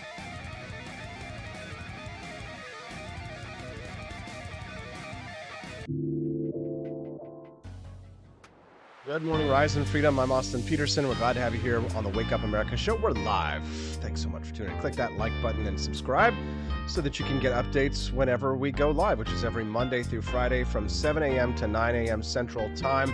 Don't forget that the Wake Up America show is brought to you in part by Lear Capital. Our friends over at Lear are the precious metals leader in gold and silver. They've got a great deal going on this month that you can get by calling that number that you see on the screen, 1-800-885-2175. That's 1-800-885-2175. If you want to get more information about how to invest in gold and silver, you can get a free informational packet by signing up at the website as well, learaustin.com. That's LearAustin.com. All right, looks like my next guest is here, so let me go get Charles on the line, and I'll be back in 20 seconds. Be right back.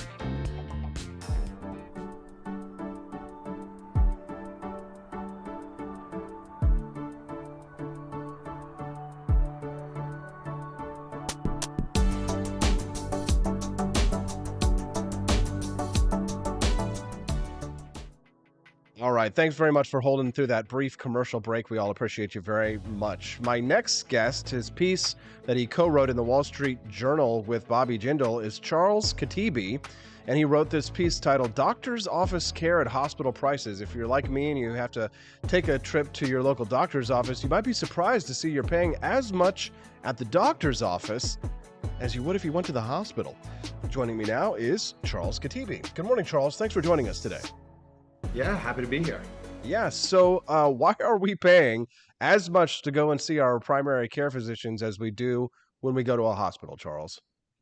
It's because those doctor's offices, when you feel like you're getting a hospital price, that's because that doctor's office is in fact pretending to be a hospital. What happens is when a hospital buys a doctor's office, they really change how they bill patients. So oftentimes, and I covered this in my op-ed, what they will do is when they bill your insurer, they'll pretend to be the hospital that owns them. And once they do that, they'll be able to add on hospital facility fees. Now, these are fees that hospitals tack on within a hospital to cover the cost of the building, to cover the cost of emergency care. But we're talking about a doctor's office. Doctor's offices don't deliver acute care or emergency care. And so it really makes no sense, one, for them to tack on these fees, but second, for these doctors' offices to pretend to be a hospital. And it's frankly an unfair issue that is just among many that are really plaguing our healthcare system. Everybody knows that the American healthcare system has a lot of problems, and cost is primary concern of most people who are seeking medical care. I think a lot of people would probably be upset to learn that their primary care physician is engaging in what sounds fraudulent, but is perfectly legal. It is it is perfectly legal, and it's hard to prove, which is another reason why hospitals have been able to go under the radar. And I would like to caution you, these aren't your primary care these aren't primary care physicians who are primarily responsible for this issue. So when a doctor who is part of a doctor's office bills a patient, they simply punch in the service and when it was delivered, but that goes through a hospital's billing system. And lo and behold, the hospital billing system every now and then will add on these hospital facility fees when services are delivered nowhere near a hospital. This could be $800, like what a mother was charged for receiving a telehealth consultation at home. Or it could be a $1,200 hospital facility fee for an outpatient arthritis drug infusion. If you're just tuning into the Wake Up America show, good morning. I'm Austin Peterson. We're glad to have you here. Don't forget to click that like button and subscribe to the channel so you can get more great commentary and interviews just like the one that you're hearing. I'm speaking to Charles Katebi, who wrote a piece in the Wall Street Journal. He's here joining us live right now to talk about why some of us are paying hospital prices when we go and see regular doctors. So my wife, Stephanie, she's a social worker over on the live stream, and she's commenting. She says the billing department is to blame. They've screwed up so badly my bills for appointments. Is that true? It very much is. I would love to understand like what particular concern or what particular issue she's dealing with. But this is just part of the larger surprise billing issue. People don't know how much their healthcare costs. The prices are very opaque. And as a result of that, there are large institutions in the middle of all of this system that benefit from that opaqueness. And all of us are paying for that. The patient, the end user patient, especially if they have a high deductible plan, as well as taxpayers. Because remember, this isn't just hitting commercially insured folks. This is hitting people on Medicare. And taxpayers are footing a huge part of that bill. Charles, what's being done about this? Yeah, well, fortunately, everybody realizes, unless you're a hospital administrator, you realize this is outrageous. Patient advocates realize this. Doctors certainly realize this. They hate the fact that they are losing control of their practice of medicine, and somebody else, not them, is tacking on these ridiculous bills to the services they provide.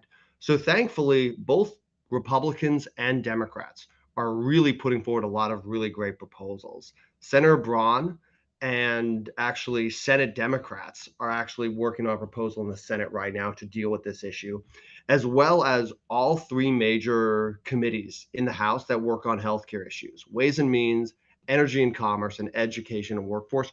They're all working on variations of bills to basically prohibit this practice. So really the answer to deal with this issue is to require every single facility within a hospital system to have a unique identifying number. By law, if you're a hospital, if you're a doctor's office, you need to claim this number in order to get reimbursed. But the crazy thing is that if you're a doctor's office who is part of a hospital system, you can use the identifying number of the hospital that owns you. That, in my mind, it may not be legally fraud, but that is morally fraudulent. And I'm very hopeful that our leaders in Washington will do something about this problem. What would they do, essentially? Just outlaw this practice or what? So they would require that every facility within a hospital system to have a unique number. So if you're a doctor's office, you can't use the same number as the hospital that owns you. You would be given a separate number. And if, say, you're a doctor's office that then tries to tack on a hospital facility fee, Medicare, Medicaid, or a private insurer would be able to say, hey, wait a minute, you're not a hospital. So why are you attaching a hospital facility fee to an outpatient service? So we are hopeful that reform that will empower private actors as well as empower stewards of our taxpayer dollars, Medicare and Medicaid, to really figure out who is an actual outpatient clinic and who's a hospital, and make sure that they can't play these games with patients. Charles, one of our listeners, Brian Lewis, over on the live stream asked a question. He says, do tax implications direct the bill coding process? He says, plus most municipalities are paying for the hospital building. Is this not double dipping? ? Oh, there was definitely double dipping. And here's an example. Let's say you're a patient and you get one of these fraudulent, dishonest bills. And let's just say you can't afford a $1,200 add-on hospital facility fee and you are unable to pay it. Well, besides the fact that this will really harm your credit and they will send debt collectors after you, what this hospital system can then do is then send that bill to your local special district or your local county. And what taxpayers will end up doing is then foot the bill for this unpaid fraudulent bill. So everyone is on the hook for this really bad problem. Either the patient will be on the hook for it when they get this ridiculous bill, or taxpayers will when that patient, and if that patient is unable to pay it. So it's a really big racket. Yeah, no kidding. If you're just tuning in to Wake Up America show, good morning. I'm speaking to Charles Katebi. We're talking about his piece in the Wall Street Journal that he co-authored with former Louisiana Governor Bobby Jindal. His piece, Doctor's Office Care at Hospital Prices, talks about how the consolidation of medical practices brings dishonest billing that costs patients and taxpayer billions. So is our best hope in this one that we get separate codes for each medical facility as like one small step? But there's got to be a push for greater reform, Mhm. system-wide, isn't there? Oh, absolutely. Absolutely.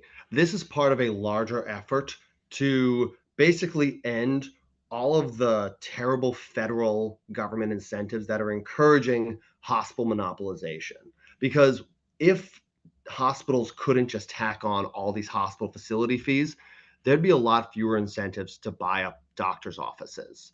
And that would really give doctors a lot more autonomy to actually compete with hospitals.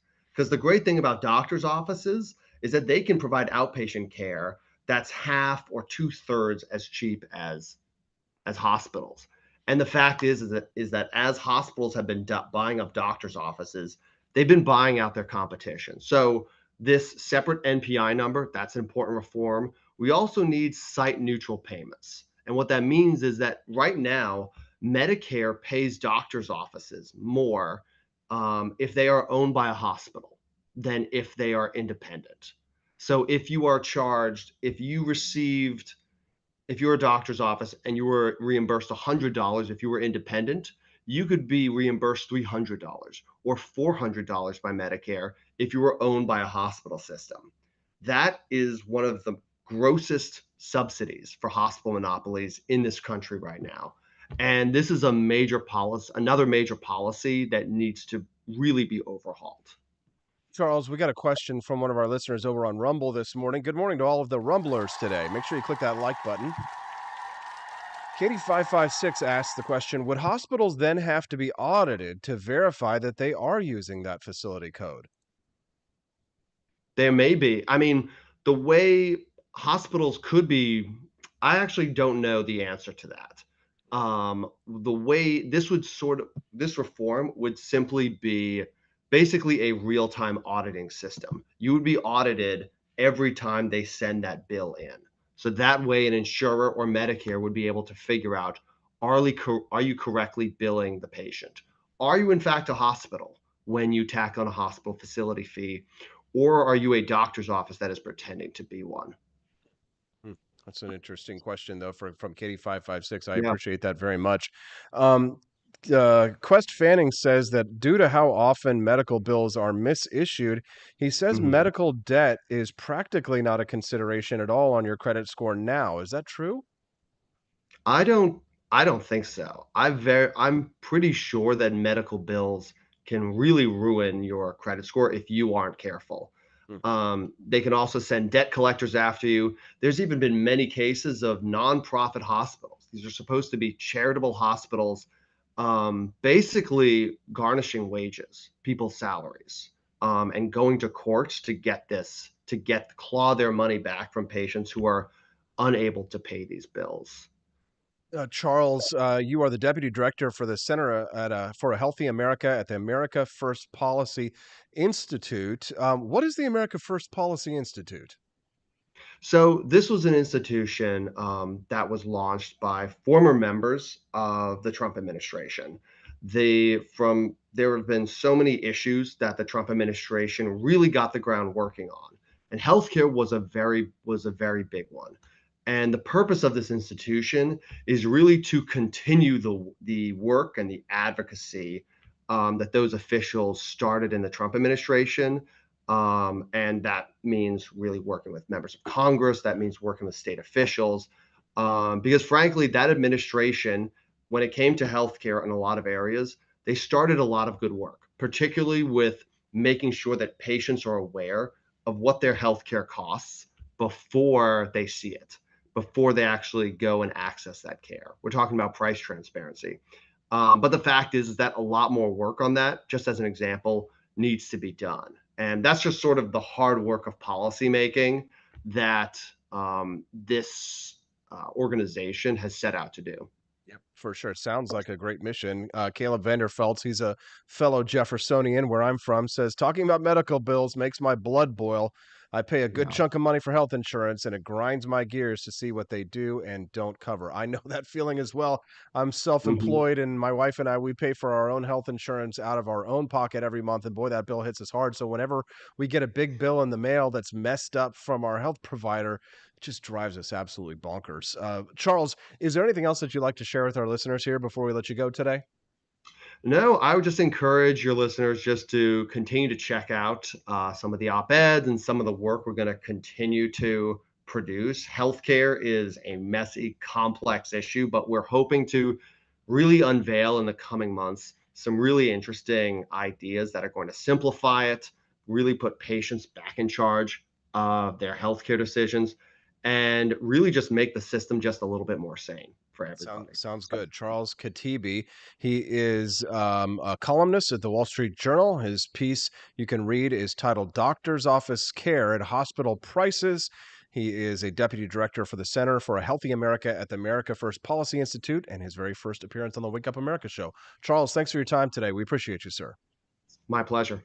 Thank you very much. What did you think of Charles Katebi? Send us a text at 573-319-1586. That's 573-319-1586. All right, when we get back, some habits of people that you don't like. If somebody displays these 12 behaviors, they're exhausting to be around. We'll talk about that when we get back on the Wake Up America show. By the way, have you enjoyed the show today? Like, awesome interviews like that, talking about issues that really matter. Plus the That Mother Effer Is Not Real stuff. I mean, come on. This is a great show. Right? Why haven't you liked or subscribed yet? Hit that like and subscribe button. I'll be right back on the Wake Up America show at wakeupAmericaShow.com. Donald Trump and I approve this message. Believe me, Austin Peterson is the best. He's got the greatest Wake Up America show I've ever seen. Whenever I tune in the mornings and watch the live stream, let me tell you, he has got the absolute best content. I love his guests. It's just a total blast to watch, and I highly endorse and recommend the Wake Up America show. It's terrific, believe me. Step right up, ladies and gents, to learn about the coolest president yet. He's not just any old prez, he's Calvin Coolidge, and boy oh boy is he different from the rest. He was quiet as a mouse, but don't you underestimate his power. He knew how to handle money, and he didn't waste an hour. He cut taxes, lowered debt, and balanced the budget with ease. No wonder the Roaring Twenties brought such prosperity and peace. But don't take my word for it. Grab a copy of Calvin the Coolest President and see for yourself. It's a children's book that'll make you smile and help your little ones learn about wealth. You can find it on Amazon Kindle or get your hands on a paperback at apforlibertyshop.com. So come on down and get yourself a copy of the book that's making waves all around town. You won't regret it, so get ready to be floored because Calvin Coolidge, well, folks, he really scored.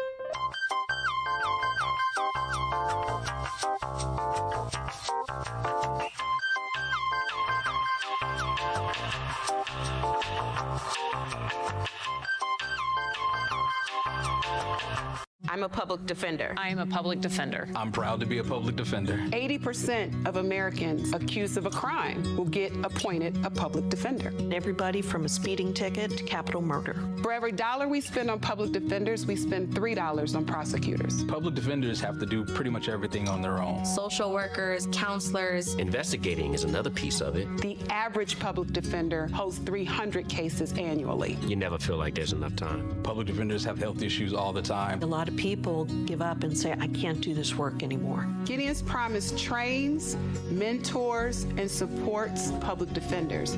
There are a lot of people who say that they would not still be public defenders, but for Gideon's Promise. It's fueled me to continue on in this fight. Gideon's Promise has changed the face of public defense. People see us as troublemakers.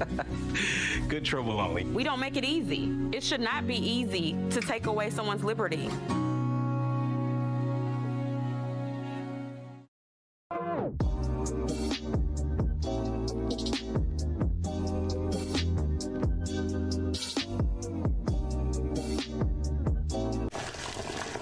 Ever hear the one about the frog?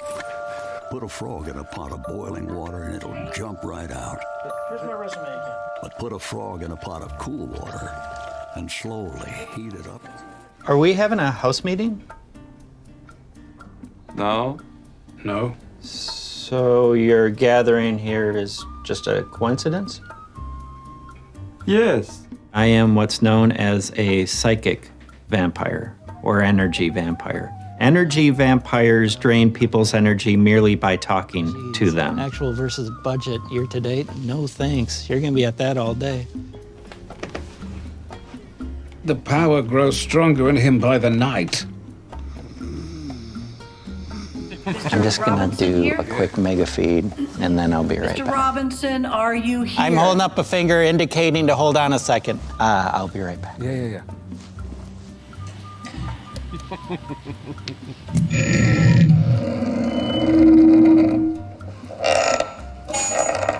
EV. EV. Emotional vamp. Oh, hell. It's on, Evie Russell. Oh, it's on. I like your skirt. You should be careful because mauve attracts bees. I was wearing this skirt when my sister got her cancer diagnosis. Cancer isn't usually what kills you. It's the treatment. She was killed by a drunk driver. He was my fiance. Violence often begins at home. Studies indicate. I've never had a home. We don't have to. Energy vampires. Good morning. Welcome back to the Wake Up America show for the final 10 minutes of the show. We always try and have a little bit of fun before we leave. But before you leave, make sure you click that like button and subscribe to the channel because we like to spread the message of economic freedom and personal liberty. Have you ever heard of an energy vampire? That was from that television show, What We Do in the Shadows. These are distant descendants of Count Dracula. They suck all of the fun and the goodness out of your soul. And usually when you leave interactions with them, you're exhausted or drained. The weird thing is you probably don't even notice how tiresome sometimes these people are to be around. And sometimes these individuals are the most enticing. They come up with the most exciting of adventures to drag you along, and they're always game to party. Like, how about our Cantina crew meet up this weekend? But maintaining relationships with people who actively drain your energy and exhaust you can have an incredibly negative impact on your life. Let's talk about some of the behaviors that energy vampires engage in and how you can protect yourself. Clue: garlic is not going to help you. Number one is they've always got their fingers in the drama pie. That mother effer is not real, right? They tell you about a certain friend that hooked up with someone they shouldn't have at the Cantina crew thing this weekend, right? They let you in on a little secret somebody shared with them about how a mutual friend just lost their job. And they tell you about the third nipple they spotted on one of your mutual acquaintances. I actually have one of those. I'm not going to show you. Those who constantly dabble in drama are tiresome and meddling, or they are hosts of video podcasts, and you tune in every morning because we talk about the drama, right? But of course, if you have these people close in your life, then it's going to be hard to relate, right? We all know an emotional vampire, says Rare Camellia. Yes. Number two is they're a fan of toxic positivity. Who could that be? Couldn't be me. Having a positive outlook on life is great, but there's a point at which positivity becomes toxic. It's exhausting to want to confide in a friend or partner and be met with this extreme pressure to only display positive emotions. You know the mantra, good vibes only, right? Everything happens for a reason. It definitely could be worse. Oh God, this is me. Look on the bright side, right? Of course, somebody out there will always have it worse, but like being met with statements with those kind of belittle your experience and leave you feeling invalidated and guilty. Number three, energy vampire trait. They complain about everything, right? While you're allowed to have bad days, emotional vampires, they love complaining. Complain. This coffee sucks. This movie is boring. The sun is too sunny. Sounds like an episode of the Wake Up America show. The liberals are too liberal. Toxic positivity might be applied to you, but it sure isn't applied to their own life. People who only see the negative aspects in life and can never rest without letting everyone around them know about their discontent. Remember, here comes Debbie Downer, right? Number 4 is they're self-centered. Often people who love being in the spotlight can be fun to be around. They know the coolest people. They're up to date with all the trends. But the downside to living in and loving the spotlight is that these people don't really have time or consideration for anybody else. Okay. All right. But bad news to them, you're not that important, right? You might get taken for the ride, but they're unlikely to ask you any questions about yourself or be there for you when you need them. Number 5, traits of energy vampires. They one-up you. Okay, you had a bad day. You need somebody to vent to. You go to this person. You confide how miserable you feel. Yeah, that sucks. But to be honest, I think I've had it worse recently. Today at work, blah, blah, blah, right? These types of individuals will start to stray in the narcissistic category. They can't possibly share the limelight or show pity for someone else. They'd rather the spotlight shine on them and them alone. Shine bright like a diamond. They can't let you be happy. Another sign of an energy vampire, right? If you get a promotion, well, good for you. You're halfway to being on my salary. Published a book? Great. I mean, it's self-published, so it doesn't really count, but I guess it's something. Stephanie and I saw that we got that experience when we published our first book earlier this year. It was just like people like crap all over you. Anytime we do something new or exciting, there's always somebody who's going to crap all over you. I mean, we're usually if it doesn't happen, we're actually surprised when we do something new or cool or unique that if there's not somebody crapping all over it, right? Oh, you ran a half marathon? Oh, that's great. Maybe in a few years you'll run a full marathon like I did, right? So that's an energy vampire. Another example is that they can't function alone. In relationships, codependency can be one of the most draining bonds between partners. They don't function unless they're glued to your hip. They need to know your every move, and God forbid you go a day without texting them, right? So energy vampires can be very clingy. They constantly need reassurance. This goes for partners, friends, or family members, right? Having to constantly remind someone that you're paying attention to them is kind of exhausting, right? And relationships involve a lot of give and take, and being able to voice appreciation and affection is important, but there does come a point where constantly having to tell somebody you love them, you find them attractive, or you appreciate them becomes draining. This is why, a lot of women will run away from relationships because men who are insecure will be freaking out and be like, oh my God, I need to like hear from, my wife or what have you. Blue Trike says, I thought you said you were leaving, right? Katie556 says, you can't please everyone. You're not alcohol. That's very funny. Nice to have you here on the show. If it's your first time to be on the show, we appreciate you very much. We lost Ganon Zero over on Rumble. He's got a bunch of racial animus, apparently. He says, I can feel your irrationality, your triggered anger. I have no idea what he's talking about. We're moving on. Oh, signs of energy vampires. Can't fucking stop talking about race or racial issues. A race-obsessed person, another sign of an energy vampire. Can't hang out with them.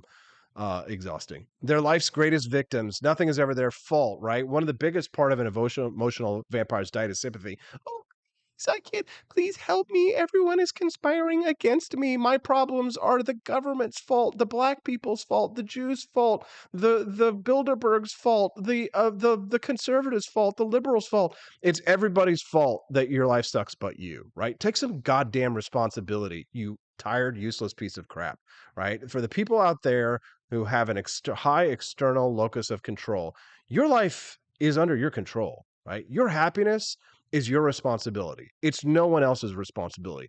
Everybody else has to deal with the same shit that you do. We all have to deal with the same stupid shit every single day. Same taxes, right? Same stupid local school board, same problems with medical billing or what have you, right? Or like losses in the stock market. Everybody else is going through the same thing as you, right?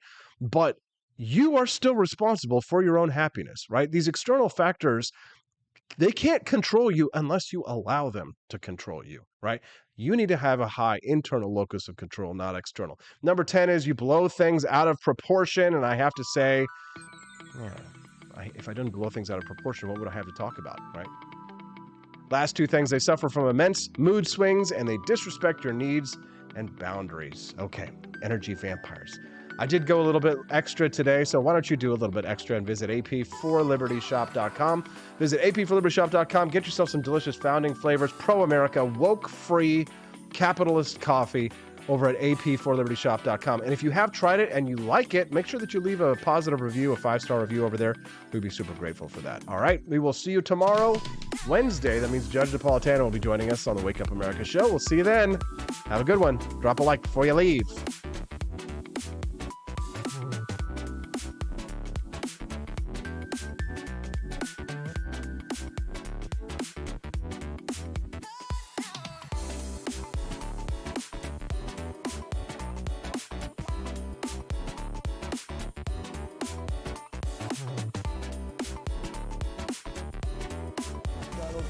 And I approve this message. Believe me, Austin Peterson is the best. He's got the greatest Wake Up America show I've ever seen.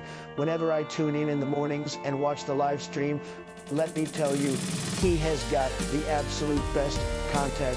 I love his guests. It's just a total blast to watch, and I highly endorse and recommend the Wake Up America show. It's terrific, believe me. Hello, my name is Kelvin. Welcome to Frenchy Bush. This is my DD's website. Now I've decided to speak to you with my real voice for the first time ever to tell you about how cool Frenchy Bush is. But I've decided that this is the perfect opportunity to share with you. Frenchy Bush is a cool I like shooting things, but whenever I can't shoot something, I like to cut things. My life isn't all about shooting and stabbing and cutting, though. Sometimes I have to do actual work, but when I work, I still like to have fun. And there's nothing less fun than trying to cut with a crappy knife. Thankfully, from the ancient sect of Christian knights, who also love cutting and stabbing, comes a new implement that has received my personal blessing, the Templar knife. Like the ancient sword of Excalibur, you choose a Templar knife. It chooses you.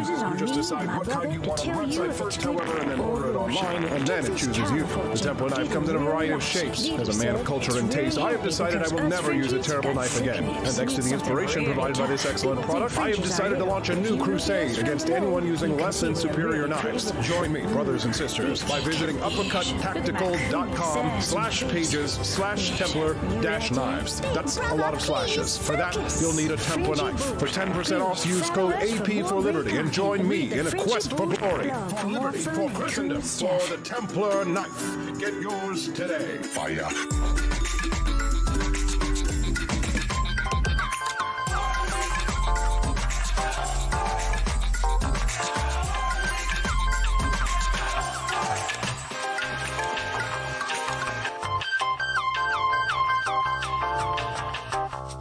Defender. I am a public defender. I'm proud to be a public defender. 80% of Americans accused of a crime will get appointed a public defender. Everybody from a speeding ticket to capital murder. Hello, this is For every Barack dollar Obama. we spend on public and let me tell defenders, you we why spend Austin $3 on Peterson prosecutors. stinks. Public defenders You have should to never do pay pretty much attention to everything on anything their that he own. has to Social say. workers, First of counselors. all, he's a Investigating is libertarian, another piece of and it. we all The know average public libertarians are defender hosts idiots. 300 They don't cases realize how annually. You never important feel like government there's is enough to time. everything Public that we defenders do. have health issues I all the recently time. became A lot of aware people that give up and Austin say, "I has can't opened do up a this work libertarian anymore." shop Gideon's at Promise trains, mentors, ap4libertyshop.com. and supports Now, public I'm defenders. asking you as There are a a lot of personal people who favor say that to they would me not still be that public you never, defenders, but ever for Gideon's visit Promise. Just fuel me to continue on in this fight. Gideon's Promise With has all of the great Liberty changed the merchandise face of there, the public last People thing see that us we as need to do troublemakers. is to get people spreading Good this trouble, message Ollie. around We don't the make it country easy. because It then they should not might be easy start to thinking take that they away don't someone's need liberty. government. And that's the last thing that good Democrats like us want. So if you love democracy like me and hate freedom, then don't visit AP4Liberty Shop. Like I said, whatever you do, do not visit AP4libertyshop.com. I'm Barack Obama, and I Tired of spending your hard-earned money on woke corporations that don't share your pro-freedom values? Fed up with sipping liberal lattes and progressive cappuccinos? Introducing Founding Flavors from AP4Liberty Shop. Get your day started with Washington's Revolutionary Roast. As robust and principled as the man himself, this Want an blend is engaging the shot of website to energy boost your heard business? around the world. Or maybe you want to taste You're the just a fervor click of away from freedom. 5-star Adams' Fiverr talent. patriotic perk. Hundreds of This is freelancer dynamic skills and like web balanced as design. the U.S. Constitution, sure to awaken your Head to spirit of fiverr.com liberty. today For the and get aficionados, we've got something the started. Jeffersonian Java, a complex mix of flavors that speaks volumes about your refined tastes. And don't forget Betsy's Liberty Lullaby, our decaf option, crafted with the same care and dedication Betsy Ross put into our Star-Spangled Banner. This blend lets you enjoy the taste of freedom anytime without losing sleep. No woke beans here, folks. Just pure, patriotic, pro-freedom flavors brewed with love for liberty. So why compromise your principles for a cup of coffee? Stand up for your values, perk up your patriotism, and start your day the American way. Get your founding flavors at apforlibertyshop.com. Then one day, I was adopted. My new parents opened their hearts and home to me. My parents cook my favorite breakfast for me every morning. My parents take me on trips I never thought